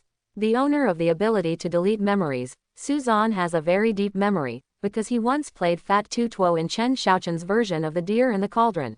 It seems to be on a fishing boat in the movie. Suzanne is more interested in this ability, which can delete other people's memories. After leaving the dungeon, if he does something inconvenient, he can use this to delete the other person's memory. However, it does not seem to be very strong, and it has the ability to restore memory, so use it with caution. Calculating the time, it has been about 4 hours since I came in. The time was mainly wasted on testing the prediction ability, but the remaining time should be enough. He easily found the person with the superpower of deleting memories, successfully seized his ability, and deleted his memory at the same time. However, the first time he used this ability, he seemed to have overused it, which directly caused all his memories have been erased and he is now like a baby. After absorbing the 4 abilities, Suzanne felt that he had become very powerful, and he was very eager to continue to devour abilities, and this urge became stronger and stronger. He went directly to the hero's house because the little girl didn't come to the door. For the hero, his plot had not yet unfolded. Only after arriving at the place did he realize that the hero was missing. Suzanne then remembered that the hero seemed to be about to escape after the 2 trackers came to the door, but the sudden appearance of the little girl disrupted his plan. So, he has escaped now. To look for it or not to look for it? Suzanne frowned. Although he could use his tracker ability to find the hero, who knew where the hero had gone, and he was very experienced in this kind of escape. Even if he could find him, it would take a lot of time. He doesn't have that time. And he can also feel that the desire for devouring power is getting stronger and stronger. Boom. The door was suddenly kicked open, and another Sonic man walked in. Behind her was the prophet Li Xiaolu, who was holding a lollipop. When they saw Suzanne, the two of them were startled, as if they didn't expect him to be here. Run! S.H.I.E.L.D shouted and wanted to run, but unfortunately it was a little late. Suzanne moved very quickly and closed the door heavily in the blink of an eye, blocking their way. At this time, the Sonic Man seemed to be preparing to launch a sonic attack, but Suzanne suddenly hit him in a circle, directly hitting his Adam's apple, knocking him down instantly, and then used a lighter to release flames, controlling the flames to surround him near the door to prevent S.H.I.E.L.D from escaping. I was worried that I couldn't find you, but you brought it to my door yourself, so I won't be polite. Suzanne's eyes were red and he smiled ferociously, walked to the Sonic Man, squatted down, and directly devoured his ability. After devouring his ability, Suzanne changed even more. Although his facial features had not changed, the evil feeling was very clear. It's your turn, Prophet. Suzanne approached S.H.I.E.L.D step by step. Boom! S.H.I.E.L.D took out a gun and shot him directly. Unfortunately, Suzanne was very fast and managed to dodge. S.H.I.E.L.D couldn't believe that he managed to avoid such a close distance. Her act of shooting angered Suzanne. With a quick step, Suzanne had already arrived in front of S.H.I.E.L.D, grabbed her neck and lifted her up. His eyes were precisely focused on S.H.I.E.L.D's upper body, while the struggling S.H.I.E.L.D kept swinging her legs, slender and slender. Suzanne looked a little obsessed, a little crazy, and there seemed to be a very strong idea deep in his heart. He put S.H.I.E.L.D down, and then pounced on her fiercely. Where am I? What's wrong with me? Suzanne, who woke up leisurely, looked at the naked S.H.I.E.L.D next to him in confusion. He remembered, he seemed to have swallowed up the Sonic Man's ability, and then wanted to swallow up S.H.I.E.L.D's ability, and then seemed to be attracted and inspired by her figure. A certain desire, and then uncontrollable. It seems that I did it too harshly. Suzanne glanced at the embarrassed S.H.I.E.L.D and felt a little apologetic. He was out of control at the time, but he seems to have recovered a little now, as if he has vented his negative emotions. Of course, this venting method is somewhat special. Is it because of an evil heart? Suzanne couldn't figure out why he suddenly lost control. There seemed to be no other reason other than an evil heart. Oops, why did I sleep for so long? Looking at the dark night outside and the time displayed on the clock, Suzanne was depressed. Calculating the time, it seems that there is less than an hour left. The hero and heroine don't know where they are yet, and the boss of the organization doesn't know where they are either. Thought control and mind control. Especially mind control, this is the ability he wants most. It would be a shame to miss it like this. No, I need to find the male protagonist as soon as possible, or I can find a follower next to the villain boss. He also has the ability to control his mind. Suzanne didn't want to miss the opportunity to gain abilities. Time was limited, so he used his precognition ability to try to find them. But at this time, Suzanne suddenly discovered that his ability had failed. He tried again unwillingly, but the result was the same. Sound waves, precognition, tracking, and the abilities he just swallowed all seemed to have failed, but his fire control ability was still there, which made him feel a little relieved. It seemed that there must be something wrong somewhere, which caused the ability he just swallowed, failed. MD, your hard work won't be in vain, right? Suzanne cursed dejectedly, but looking at S.H.I.E.L.D, well, it's not like the work was in vain, at least, it was fun for once. After losing the ability that I just swallowed, and the plot was seriously damaged by myself, there was not much time left, so it was probably too late. Although S.H.I.E.L.D's ability hasn't been swallowed up by herself yet, she might be able to find it, but she is still fainting now, and Suzanne can't bear it, especially when he sees the bright red blood next to him, he feels a little guilty. Forget it, I can still come in after 30 days anyway. At worst, I'll keep this plane and come back again.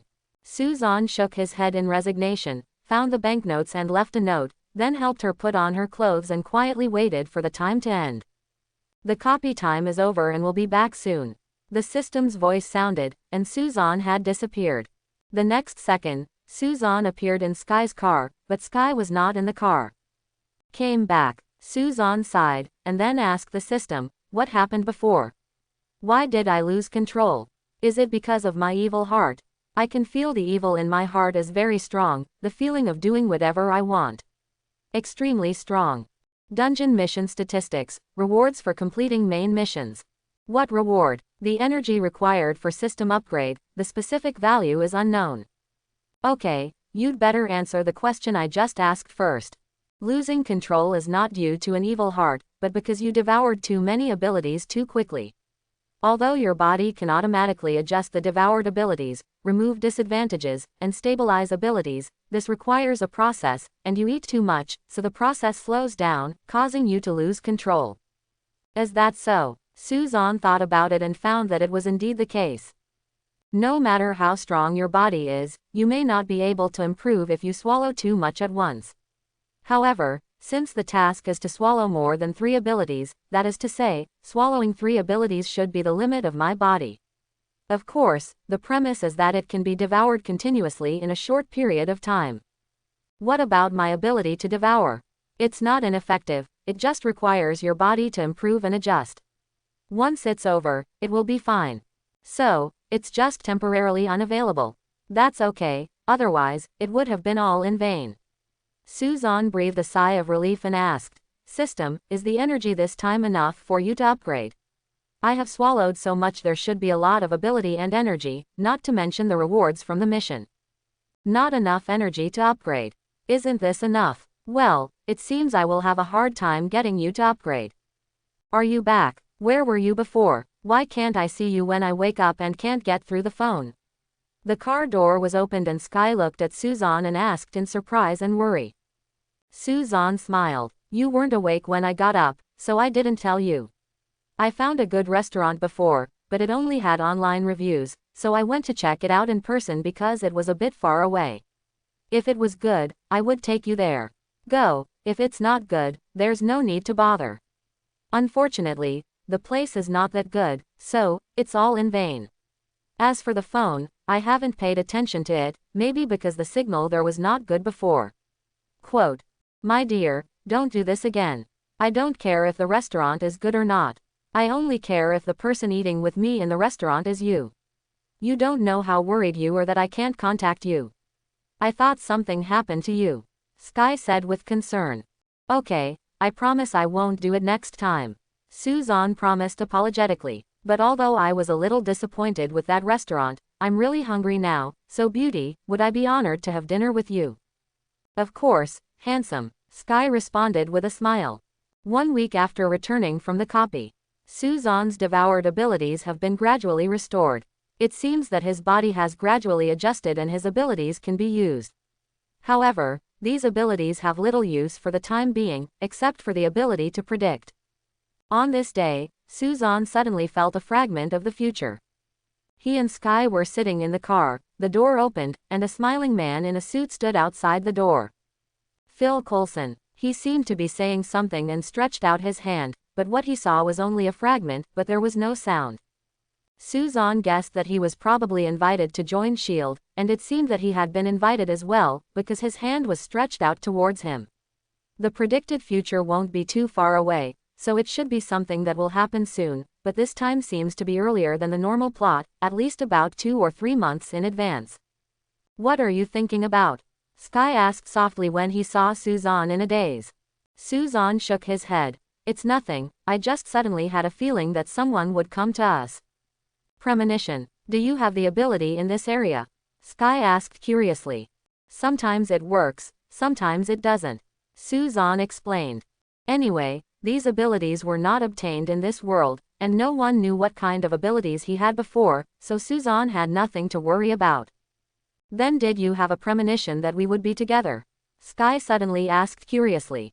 Suzanne shook his head. "No, but I think this is destined, so, there is no need for any premonition at all. Moreover, although I didn't have a premonition that I would be with you before, I have a premonition that in the future, we will always be together." "Together. I don't know if what you said is true or not, but I'm very happy," Skye said with a smile. Bang bang bang bang. Someone knocked gently on the car door. Skye looked at Suzanne in surprise. Suzanne shrugged. It seems that this time the premonition seems to have come true. Open the car door. Sure enough, it was Phil Coulson. "Suzanne, Skye, hello, let me introduce myself. My name is Phil Coulson, and I am an agent of S.H.I.E.L.D. Phil Coulson said with a smile. "What's the matter?" Suzanne asked. Why don't we talk somewhere else? Phil Coulson said with a smile. Suzanne and Skye looked at each other, and Suzanne nodded in agreement. I thought that when Coulson said changing places, he meant a nearby coffee shop or something like that, but he didn't expect that he would take them directly to the plane. It's the plane in the TV series, Agents of S.H.I.E.L.D. It can also be called a mobile base. Suzanne saw Coulson's antique car. Of course, it just looked antique. In fact, this car was equipped with quite high-end functions, including flying in the air. At the same time, Suzanne also met the two scientist agents, Leo Fitz and Gemma Simmons. It is worth mentioning that Gemma is much more beautiful than in the TV series. Please take a seat. After arriving at the bar in the plane and sitting down, Coulson said directly, I am building my own team. This plane is the base. It looks good, it is convenient and fast, and can be moved at any time. There are not many bases like this. It's indeed good. Suzanne nodded. However, I want to know more about what is going on with you.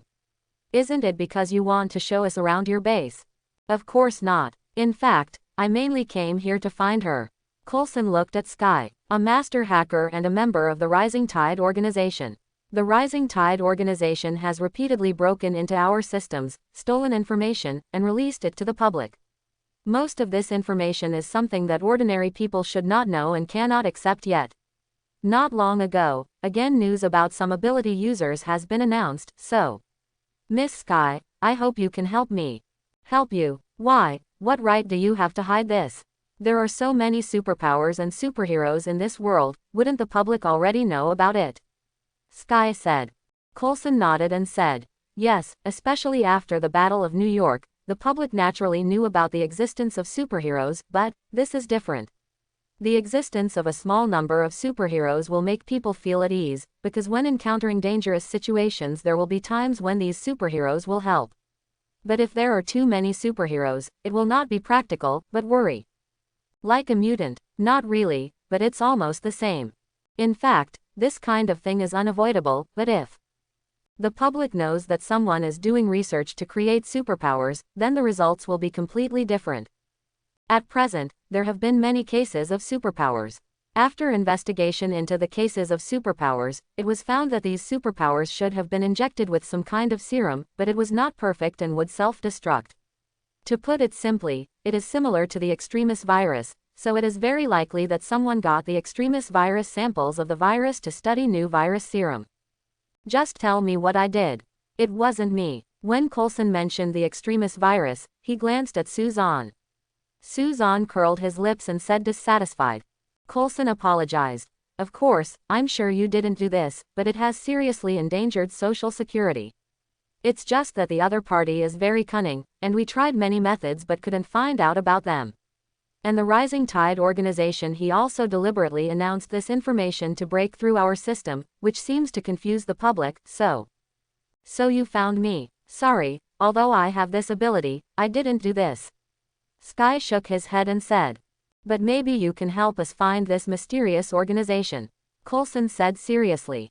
Maybe, but why should I help you? Because this is a good way for you to clear yourself of suspicion.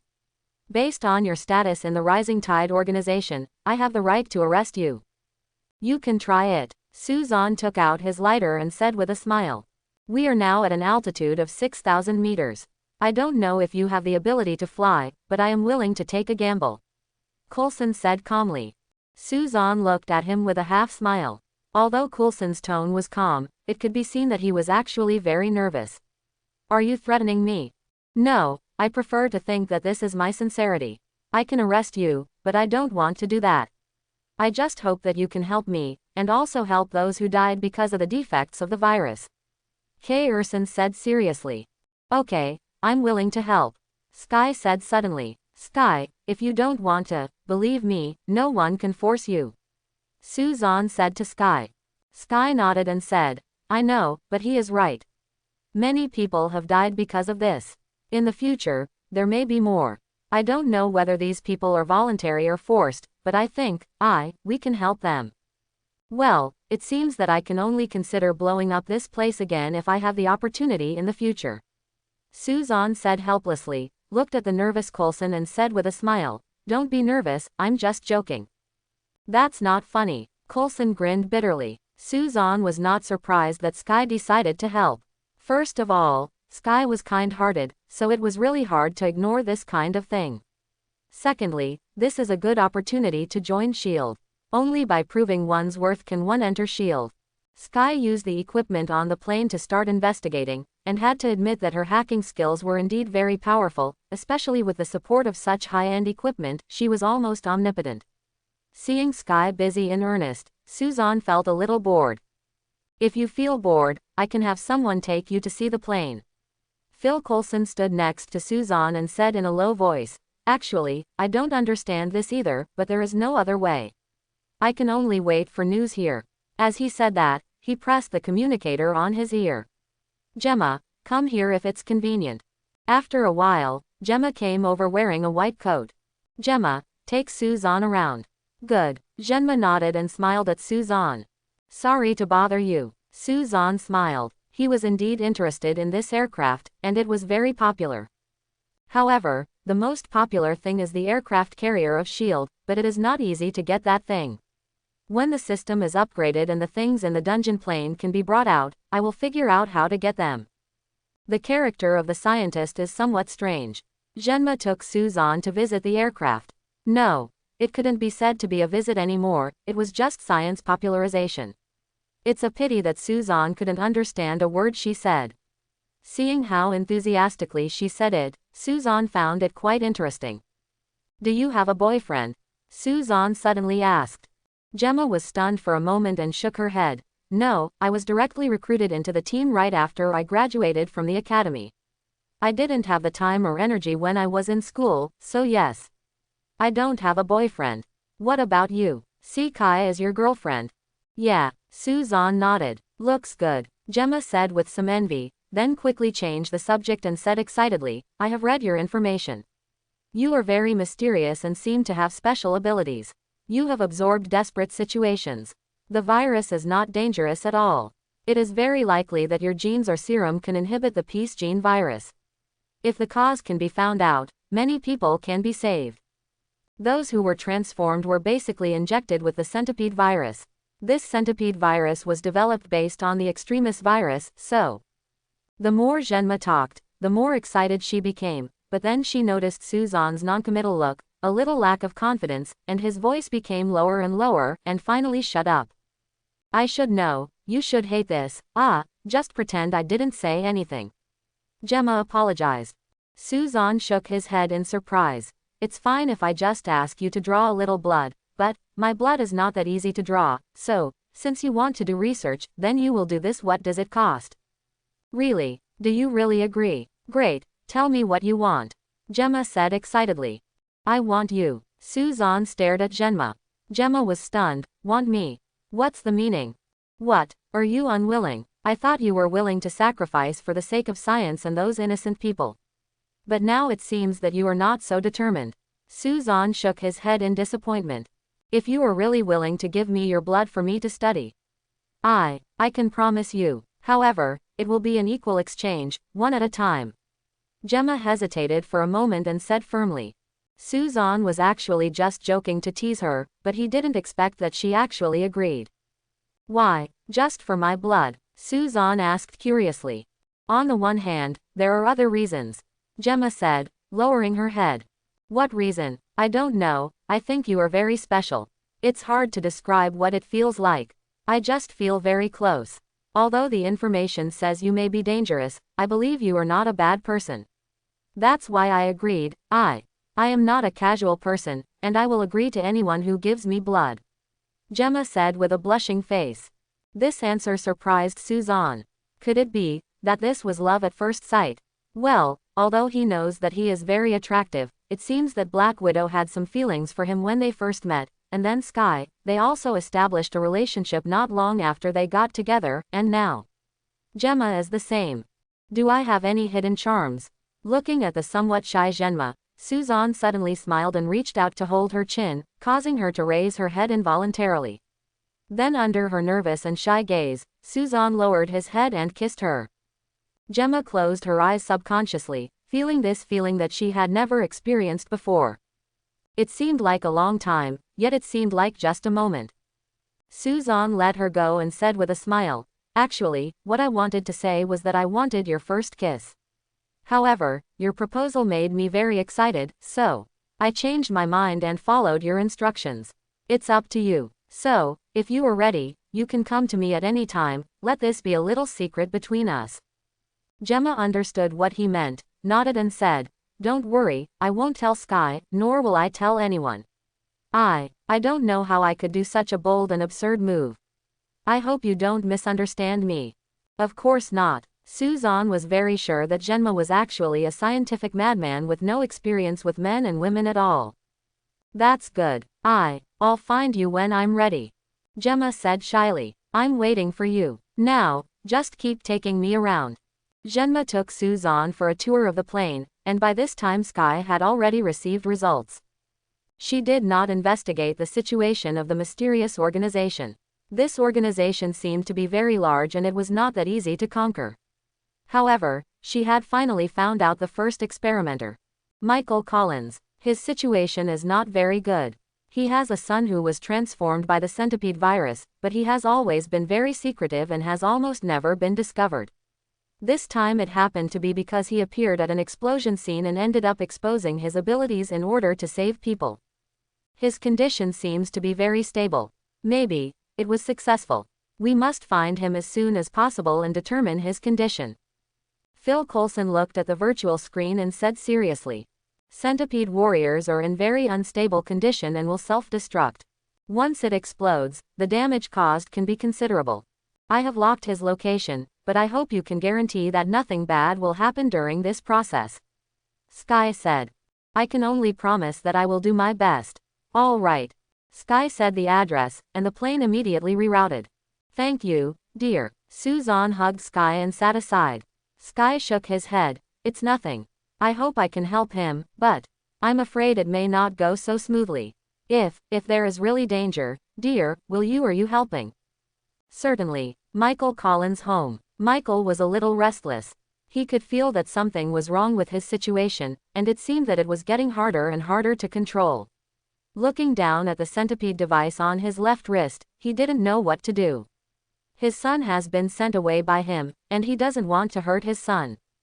Bang bang bang. There was a sudden knock on the door, and Michael became nervous instantly. He walked to the door and looked outside through the door. "A man and a woman, whom I did not recognize." "Who?" Michael asked in a deep voice. "Michael, we're here to help you," Skye said. Michael hesitated for a moment and opened the door.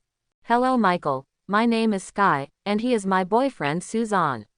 We are here to help you," Skye said softly. "I don't know you, and I don't need your help." Michael shook his head.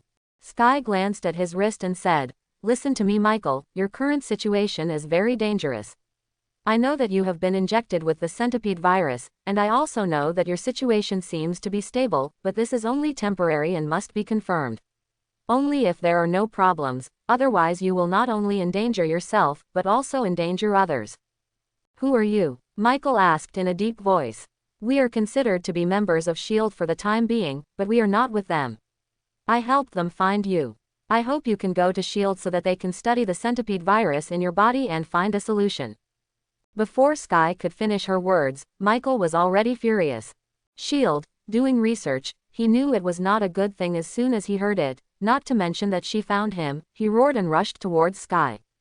"Court death." Seeing Michael's move, Suzanne sneered, blocked Skye in an instant, and then kicked him directly. Michael ignored Suzanne's attack.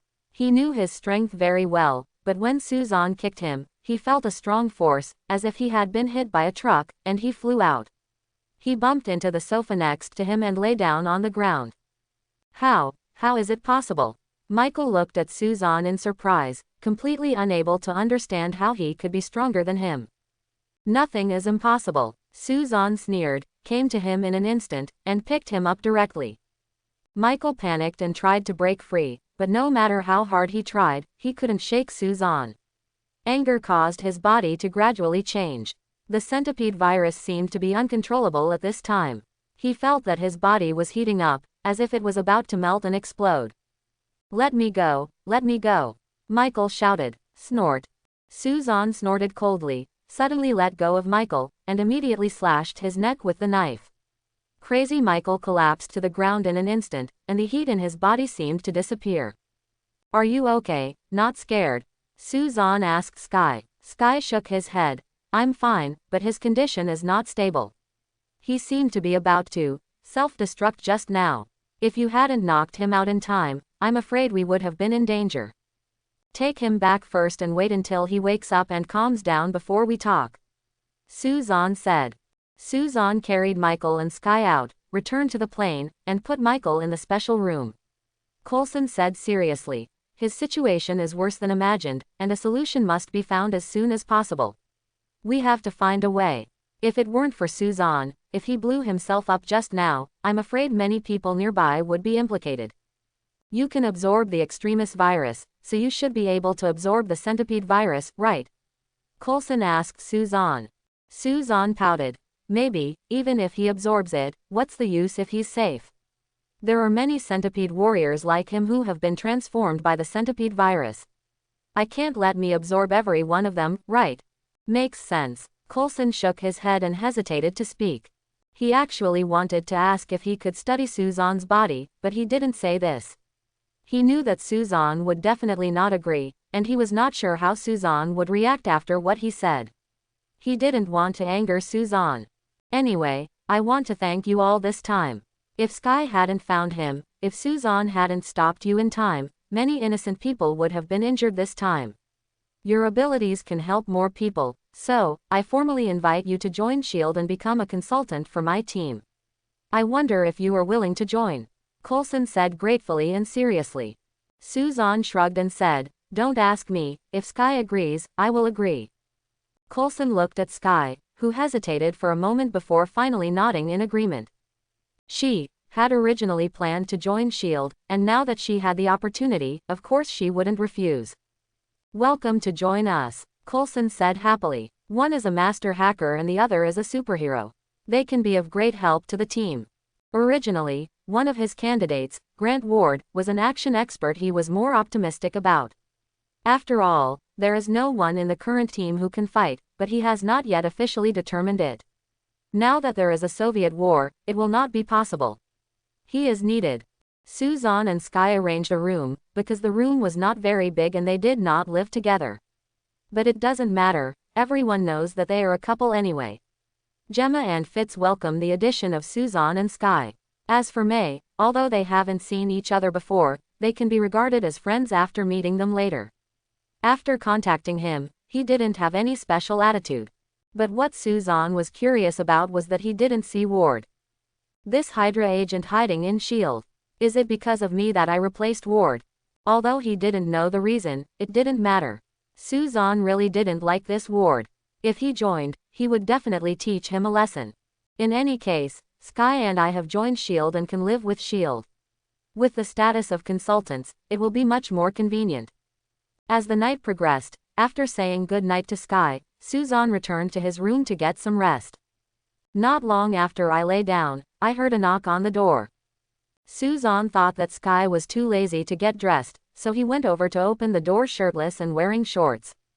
As a result, when she opened the door, she found Gemma standing outside. Gemma looked at Suzanne's dress with some surprise. The strong muscles made her a little shy, especially the boxer briefs underneath were so obvious. Although she had no experience in this area, it didn't mean that she didn't understand anything. Seeing Gemma's shy look, Suzanne smiled and joked, "Why, you came knocking on my door in the middle of the night. Are you ready?" No, I just suddenly discovered that Michael was about to self-destruct, but after he was knocked unconscious by you, the centipede virus seemed to have stabilized. Moreover, you have absorbed the extremis virus, so I wanted to ask you about this aspect. Things, maybe I can find a solution, Gemma said, shaking her head. Come in first. Suzanne took Gemma's hand and let her in, then closed the door smoothly. You just came to my room like this, aren't you afraid that others will see and misunderstand you?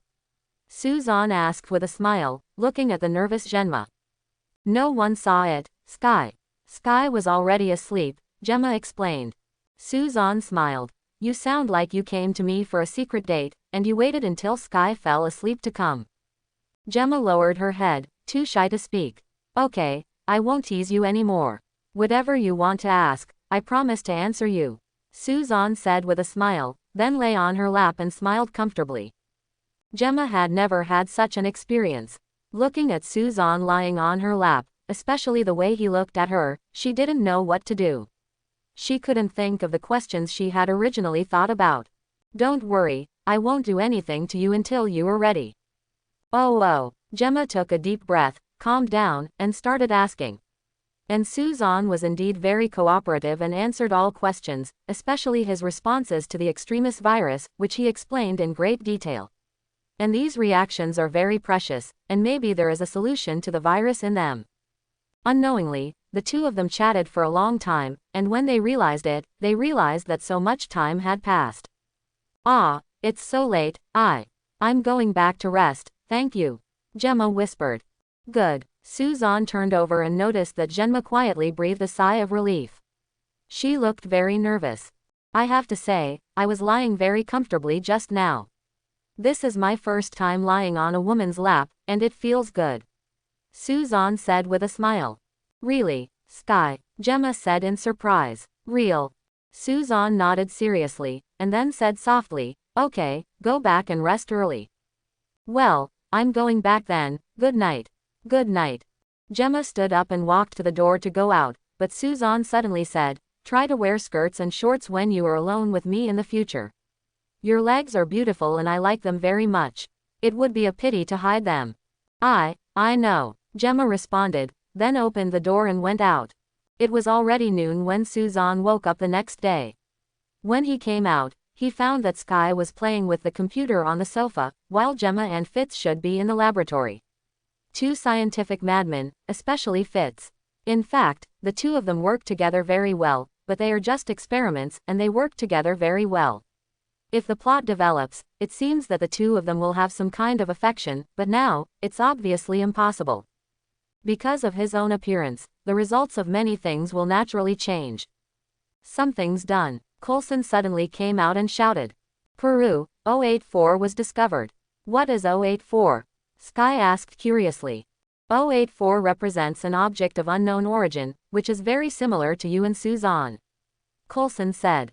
Well, speaking of it, Skye and Suzanne are indeed of unknown origin, especially Suzanne. As for Skye, her identity is not necessarily much better than that of Suzanne. Otherwise, she would not come to S.H.I.E.L.D. Investigate your own life experience. We used this codename in the past to determine whether it was useful or posed a threat. The 084 we found last time was very interesting. Coulson continued. What did you find last time? Suzanne asked casually.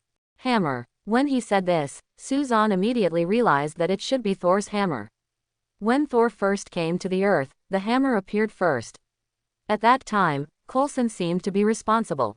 Pyro, dense jungle. As the plane landed and got on the off-road vehicle, the group soon arrived at an archaeological excavation site.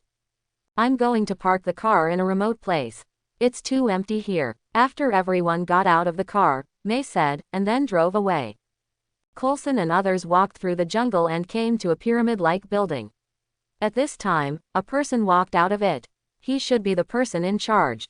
Coulson went over to talk, and Suzanne whispered, after a while, everyone be careful, I don't think it's safe. I heard that there seem to be rebels here and they have been fighting a war. Fitz said with some fear. Anyway, please pay attention and try to follow me. Suzanne reminded them that the conversation over there had been finished at this time, and he invited them to go in for testing. After Suzanne entered, he saw something embedded in the wall. 084, unknown object, I just know that this thing is very powerful. Knowing that he was coming here, Suzanne was wondering if he could get this thing. But eventually he gave up. Although it is dangerous, it is not very practical. Even if it is given to me, I don't have the ability to turn it into a super weapon.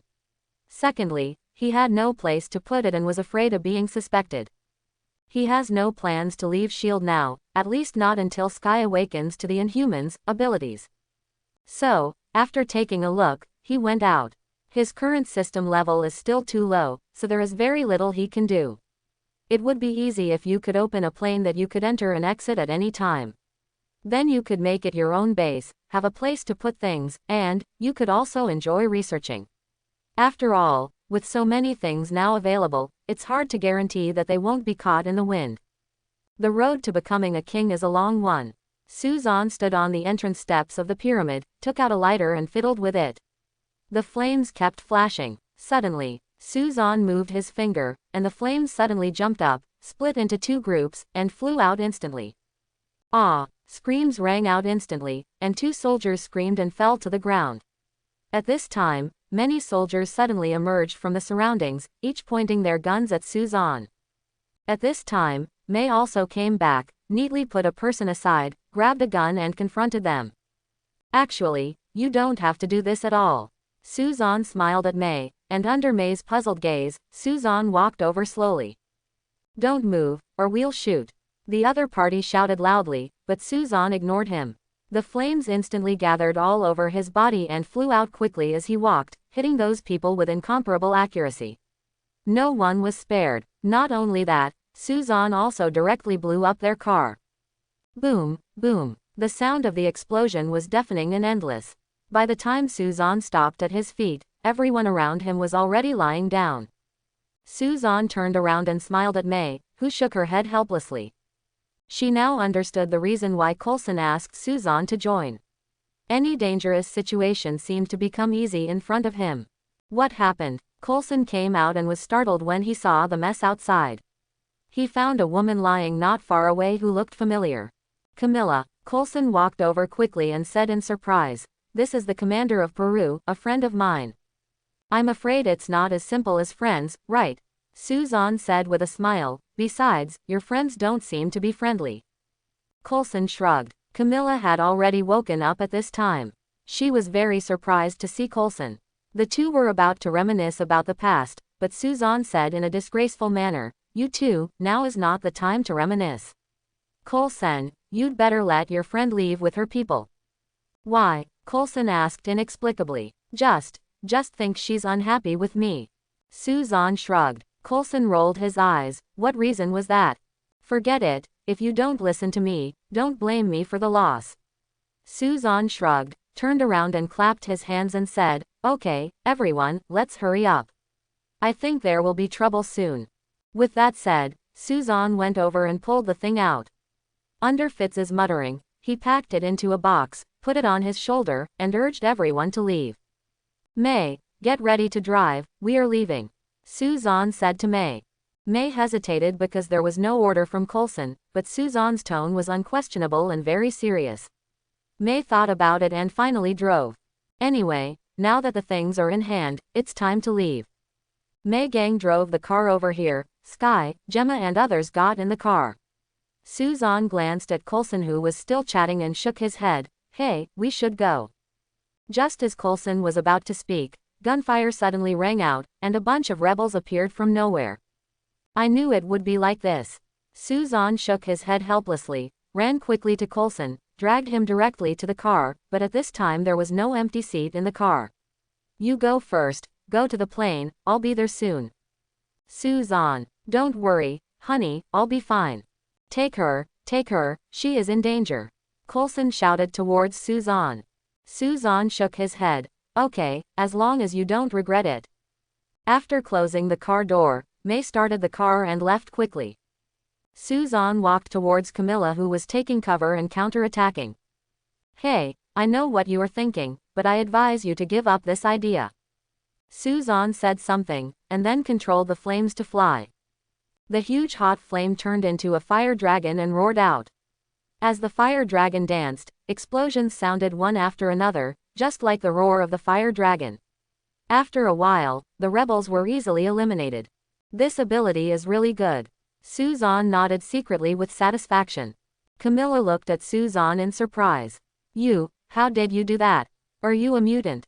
"Stop being ignorant, not only mutants have superpowers," Suzanne said without curiosity, and then grabbed Camilla.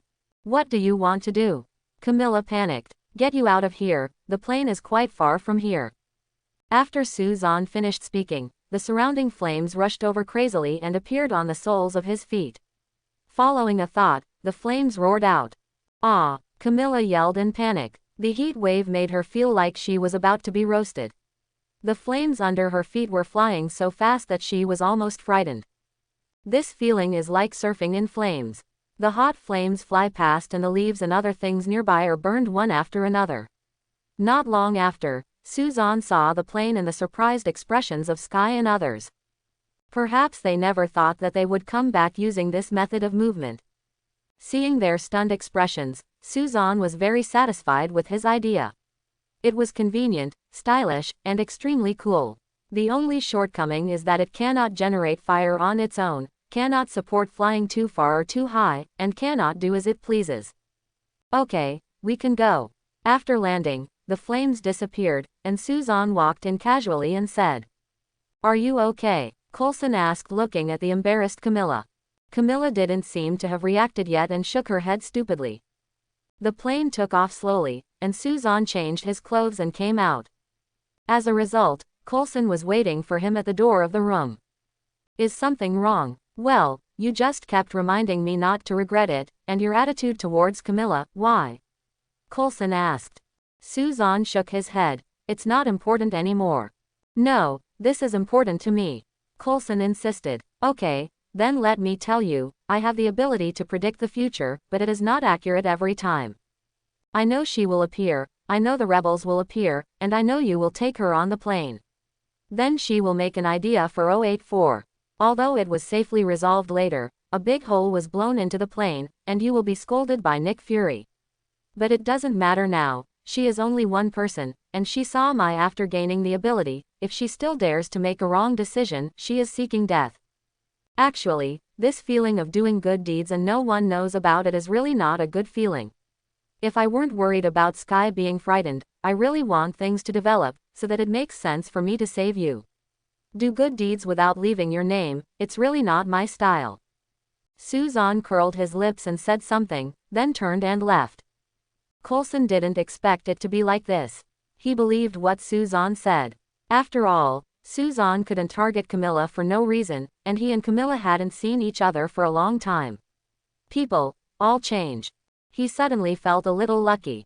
Fortunately, Suzanne was there. Fortunately, he had this ability. Otherwise, let alone 084 being snatched away. Even if it hadn't been, a hole in the plane would have been a big trouble. Moreover, after this incident, Coulson also knew that Suzanne had the ability to predict the future, which was a very important ability. Although he knew that Camilla would not have any crooked ideas now, Coulson still put 084 away carefully, and then contacted the headquarters, preparing to land directly at a special location and put away 084. In fact, Camilla really had no idea. Not to mention that she was alone, Suzanne's existence alone was not something she could deal with. In the face of strong strength, her ambitions had to be suppressed. Therefore, Camilla stayed until the plane landed, then said goodbye to Coulson and left. Everyone was relieved that this problem was solved perfectly, especially when they knew that Suzanne used the ability to predict the future to solve the danger in advance. They were even more happy. After all, with Suzanne here, how many dangers can be avoided in the future? After a brief celebration, the plane returned. "Skye, do you want to go out for a walk after we land? Find a place to eat." Suzanne came to Skye's room and leaned against the door and asked. Skye apologized and said, "Honey, I'm afraid not. I want to stay and investigate some clues." "Okay, then I'll go out for a walk. Contact me if you need anything." Suzanne responded, smiled and said it was okay, and then prepared to go out for a walk. Although the plane is nice, you can't see the colorful world outside. Although Suzanne is not a hedonist, he will not wrong himself. He was going to go out for a walk and find a bar to have some drinks. Well, maybe there will be some wonderful encounters. New York, Queens. Suzanne, who was wandering around, checked on his mobile phone. There was a very popular bar nearby, and it was said that there were clouds of beautiful women. According to the address, Suzanne quickly found the bar. After entering, the music was deafening and noisy. Men and women could be seen everywhere. So he took a quick glance and found a few beauties with good conditions. Unfortunately, there were already people around him. Suzanne was not interested in playing jealousy and stealing people. This one is pretty. She can score at least 90 points or above. She has blonde hair and looks like a doll. Yes, it's you. Suzanne found a beautiful woman sitting in the corner of the bar and immediately walked over to her. Sat down. Suzanne stretched out his hand to gesture to the bartender and pointed at the blonde beauty's wine glass. 2 glasses of that wine she drank. The blonde beauty glanced at Suzanne and said harshly, "If you want to strike up a conversation with me, that's not necessary. I'm not interested in you. Interests can be cultivated. Hello, my name is Suzanne," Suzanne said with a disapproving smile. "I'm not interested in knowing who you are or what your name is." The blonde beauty snorted. Suzanne shrugged. "Well, it seems that you are not in a good mood, but since this is my first failed attempt at striking up a conversation, I hope you can still give me some face." The bartender put the drinks down, and Suzanne pushed one of them towards the blonde. The blonde beauty picked up the wine glass and drank it all in one gulp, then stood up and swayed away. "Well, it seems I really failed." Suzanne shrugged helplessly and didn't pay much attention. After drinking a few glasses of wine, feeling the atmosphere in the bar and looking at beautiful women from time to time, it felt very relaxing. After about 4 or 5 drinks, Suzanne was ready to leave. His drinking capacity is not very good, and he is here to relax and enjoy himself, not to get drunk. After walking out of the bar, Suzanne was going to find a hotel to rest. Although the room on the plane was nice, it was far less comfortable than a hotel. After walking a few steps, Suzanne suddenly noticed that the blonde beauty was wandering towards a remote alley, and there was a person following her. "You won't be so bloody, will you? Are you planning to let me, the hero, save the beauty?" Suzanne muttered and walked over quickly. "Although I was rejected just now, I can't just ignore it, not to mention she is a beautiful woman. It would be a pity if someone took advantage of her because she drank too much, wouldn't it?" Roll. Just when Suzanne walked over and was about to help, he suddenly saw the blonde beauty turning around suddenly and pushing forward with both hands. In an instant, it seemed as if a wave of energy came out and hit the person directly, knocking her out. He took several steps back. "Nima, what's going on?" Suzanne was still prepared to be a hero, but who knew he wouldn't use it at all? That was a telepathic attack just now. Suzanne was a little curious.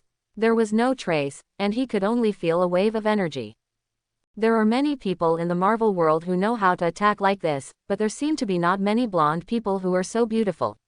The first thing Suzanne thought of was Susan, the invisible woman in the Fantastic Four, but she seemed to look a little different. Wrong. If you look carefully, it seems that it is really her. It's just that he's not wearing the Fantastic Four uniform, and his hairstyle has changed a bit, so I didn't recognize him in a dark place like a bar. What a coincidence, isn't it? However, this is Queens, New York, which should be the range of activities of Spider-Man. Why didn't he meet Spider-Man, but he met the invisible woman Susan? Suzanne was a little surprised, but she seems to have drunk too much. She can't just let it go, right? "Hey, Susan," Suzanne shouted. Susan looked at Suzanne. "It's you, you're the guy in the bar, you're with the puppet master."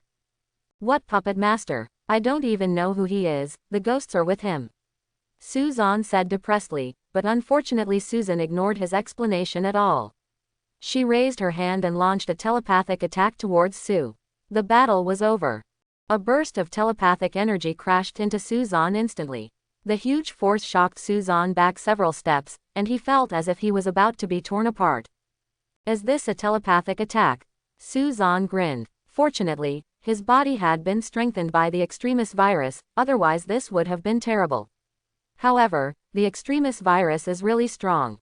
When attacked by telekinesis, it only felt pain, but no injuries. "Hey, that's enough. I'm not with some bullshit puppet master.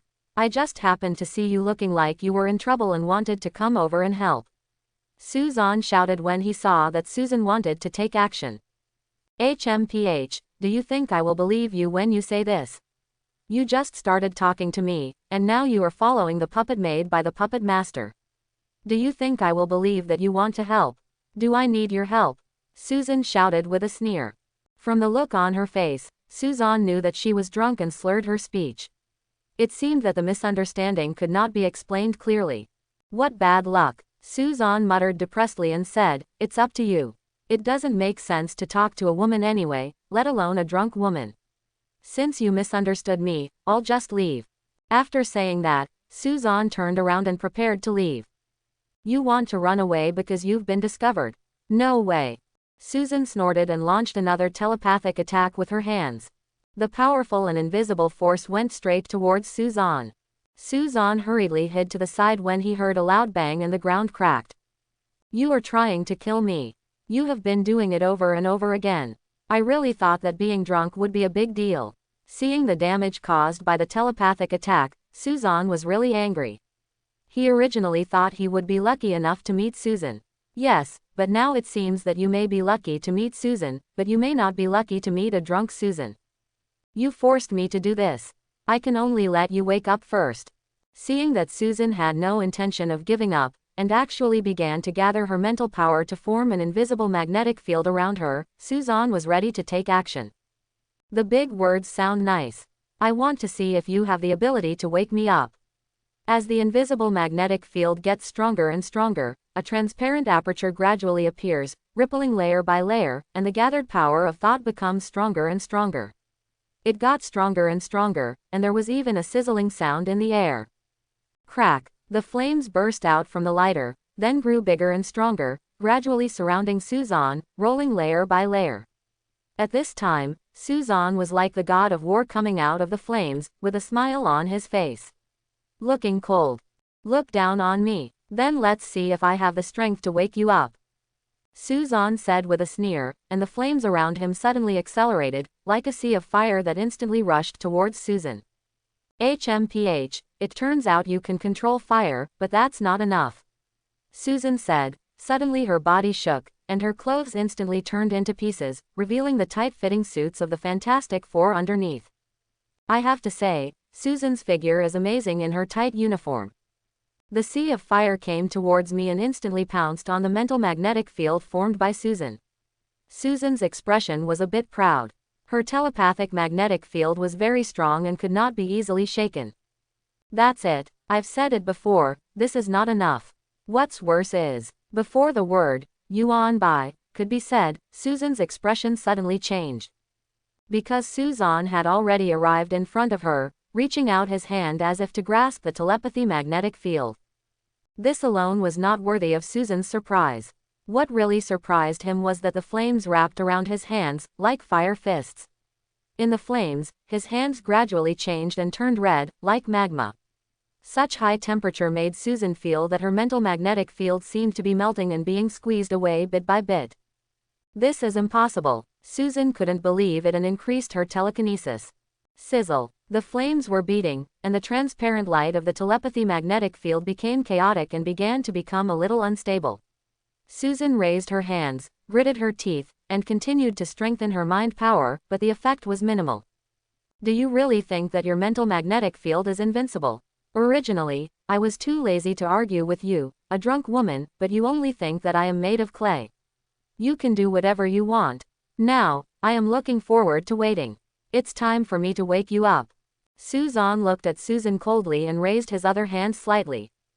Power gathered in his hands, and the distant sea of fire rushed to his hands, entangled in circles, the fire became bigger and bigger, and the air was burned away. Power, very powerful power. Susan could feel that if he punched her down, her telepathy magnetic field would definitely collapse. She has almost used all her strength to bless the magnetic field. Break it for me, Suzanne shouted loudly and punched the telepathy magnetic field with his fist. Bang, bang. The invisible mental magnetic field is like an ice cube. It makes a crackling sound from the place where it is hit, and then cracks and shatters instantly. The fist wind generated by the fire fist and the fragmentation of the mental magnetic field, the two forces combined, caused Susan to be directly thrown away. In the blink of an eye, she had hit the wall heavily, and blood flowed from the corner of her mouth. Ah, it seems like it's too harsh. Watching Susan collapse and fall to the ground, unable to get up. Suzanne's resentment and feeling of being slighted also disappeared. Although he was a little apologetic, sometimes, if you want to solve the problem, you have to prove your strength, right? Are you awake now? Suzanne asked in a deep voice as he walked up to Susan. Susan looked at Suzanne and seemed to want to say something, but suddenly her head tilted and she fainted. Isn't it? Are you fainting now? Susan was speechless. Susan fainted at this time. What should I do? We can't just let it go. In desperation, Susan knelt down and checked, and found that, although she was injured, it was not too serious. The reason why she fainted was because she was drunk. Susan's face turned dark. Forget it, let's wait until you sober up. Susan picked up Susan and prepared to open a room in a nearby hotel to accommodate Susan. Hey, brother, you better put her down, otherwise I will be rude to you. Just as Susan picked up Susan and was about to leave, he heard a sound in the air. A man hangs upside down on the roof, wearing red striped clothes and a mask. With such a familiar shape, you can immediately tell that it is Spider-Man. Seeing Susan looking at him, Spider-Man instantly landed, stood in front of Susan and pointed at him and said, "Hey, if I admit it correctly, what you are holding in your arms is the invisible female Susan. Do you know, she's on good terms with his brother the Human Torch, so you'd better put her down." What if I say no? Susan squinted his eyes and looked at Spider-Man. It was obvious that Spider-Man had misunderstood. Susan didn't know if today was his unlucky day, as he was misunderstood one after another. But now he has no idea of explanation. One or two people are talking to me in this tone. Do you really think I am easy to bully? If Spider-Man had asked what happened first, maybe Susan wouldn't be angry. But using that tone of voice to put him down right from the start would be too disrespectful of me, wouldn't it? Spider-Man shrugged. Then there is no other way, I can only take action. But, believe me, you are no match for me, so I'd better kill him. Before Spider-Man could finish speaking, Susan was already in front of him with Susan in his arms and kicked him. What are you talking about endlessly? If you beat me, you will take her away, otherwise, she will disappear from my eyes. Susan shouted impatiently and kicked Spider-Man away. Spider-Man reacted quickly, blocking the front with his arms, taking a few steps back, shaking his arms and saying, "It hurts so much. Why are you so strong?" After saying that, he suddenly raised his arm and made Spider-Man's signature move. On his wrist, the web launcher instantly sprayed out spider silk. With a patter, the spider silk fell to the ground one after another. Although he was holding a person, it did not have much impact on Susan and he easily dodged it. Spider-Man suddenly sprayed out spider silk and flew up, starting to float in the air while continuing to attack Susan. Before long, his surroundings were covered with spider webs. Do you want to use spider silk to reduce my movement range? I have to say that this is a very smart idea and is in line with your usual style. After all, your ability is not very strong. If you don't use your mind, I'm afraid he's dead a long time ago. Susan said approvingly. Hey, although I appreciate your compliment, but you'd better put the person down. The floating Spider-Man said. Praise, do you think I am praising you? Although you are very smart and know how to use your own advantages to fight, but you forgot one thing. Susan said with a sneer. Spider-Man was a little curious, what had he forgotten? Some people can't be defeated by just using your brain. Susan sneered and used the lighter to release flames. Holding Susan with both hands, he did not make any move, but the flames around him rushed directly towards Spider-Man.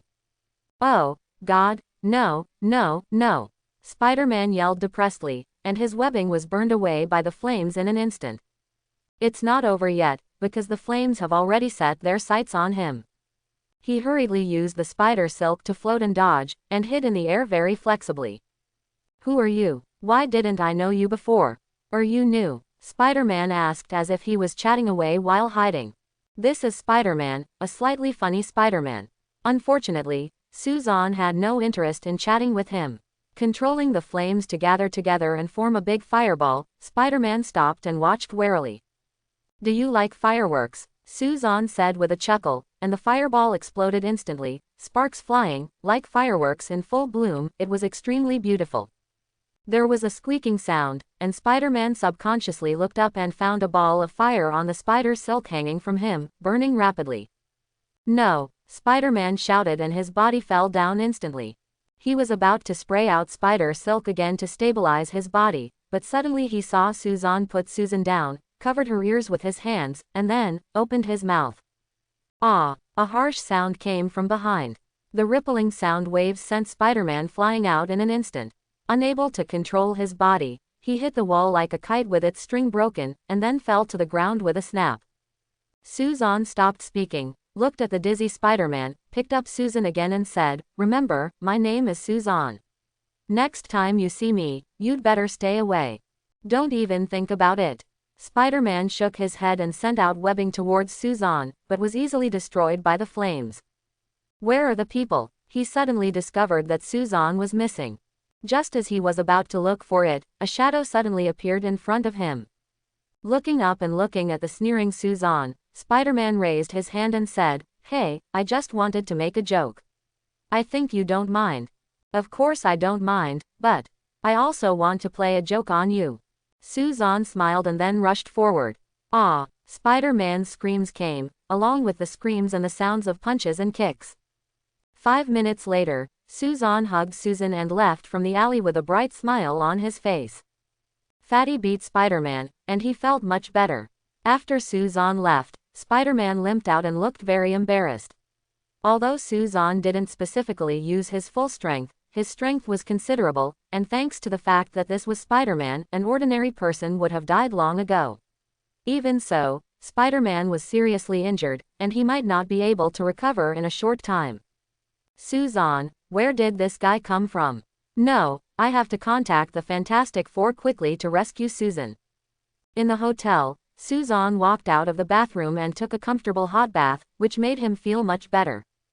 Originally preparing to come out to relax, he got up inexplicably and came into contact with the invisible woman Susan. As a result, he had an inexplicable fight with her, and then was inexplicably stopped by Spider-Man, and they had another fight.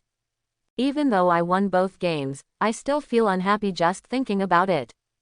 Glancing at Susan, who was still awake in the room, Suzanne took out a glass of red wine and poured it into a glass.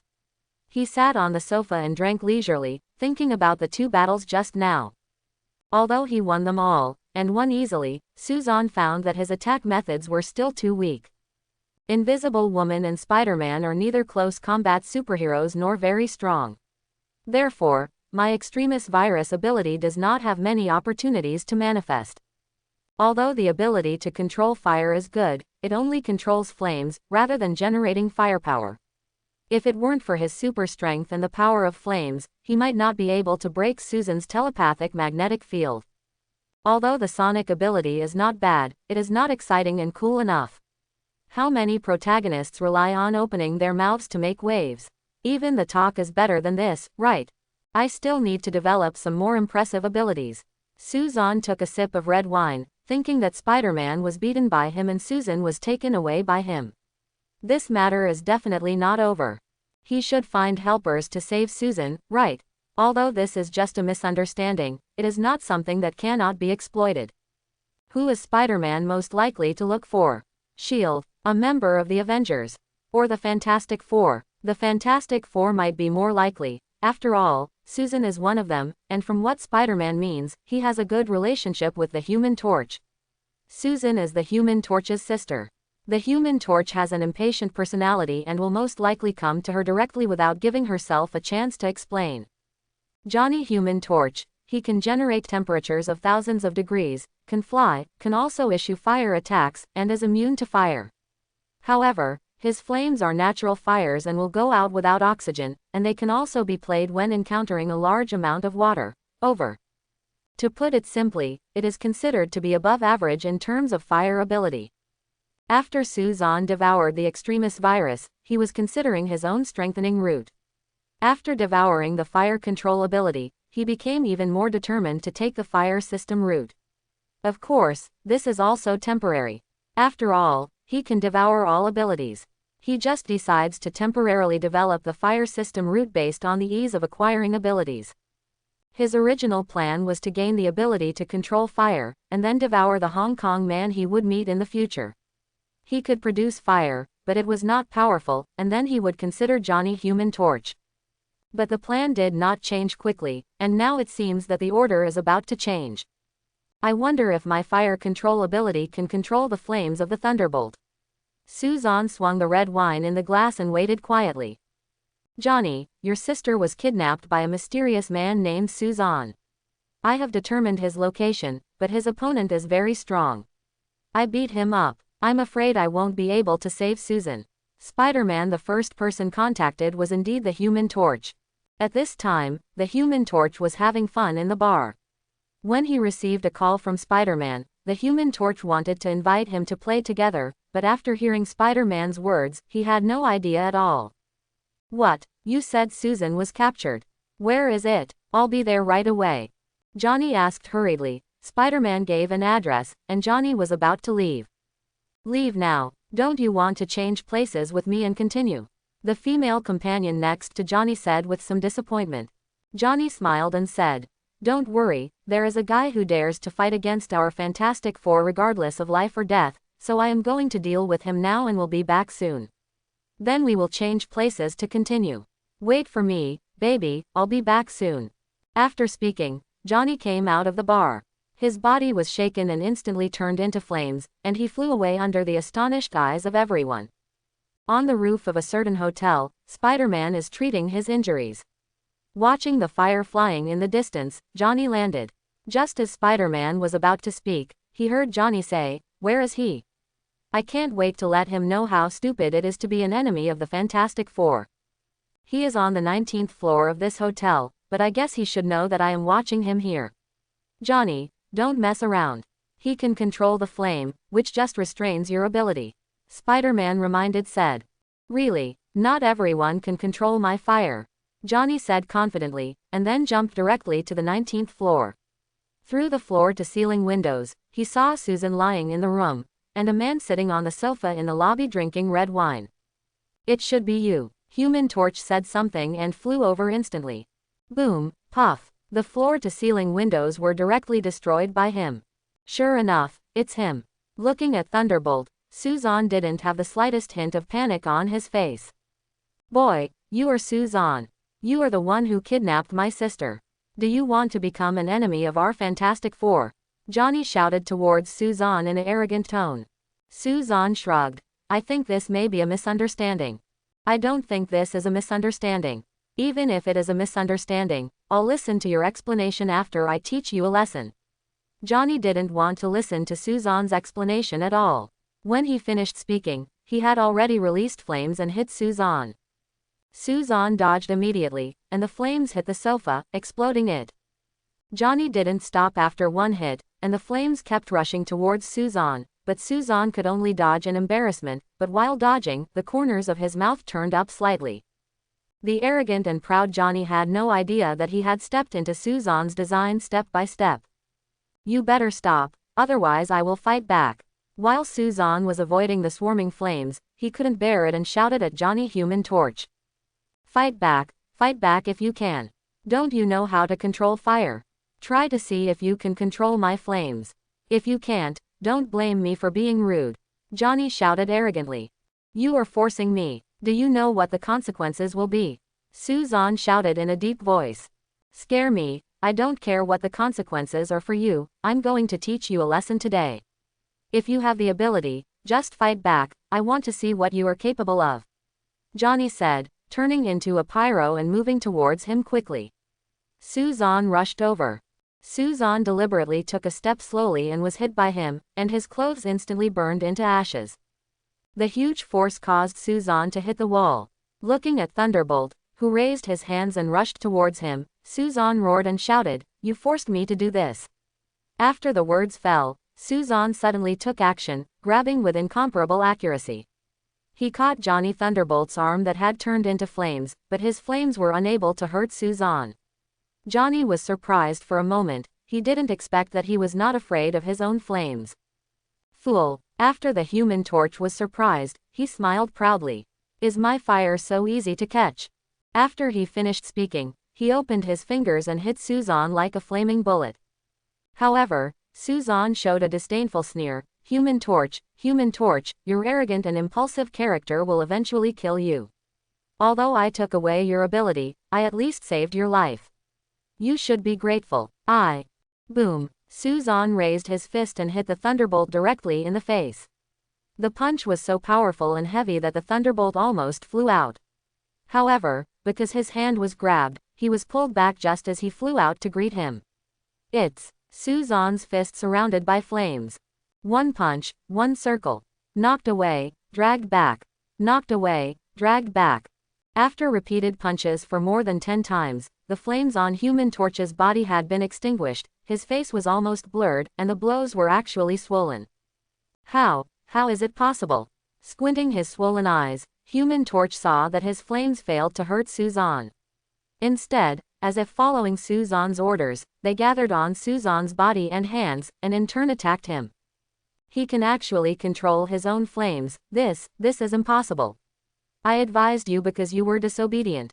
Suzanne looked at the surprised Thunderbolt and said coldly, grabbing his hand and already beginning to devour his ability. Crack. I hope everyone will support it and subscribe more.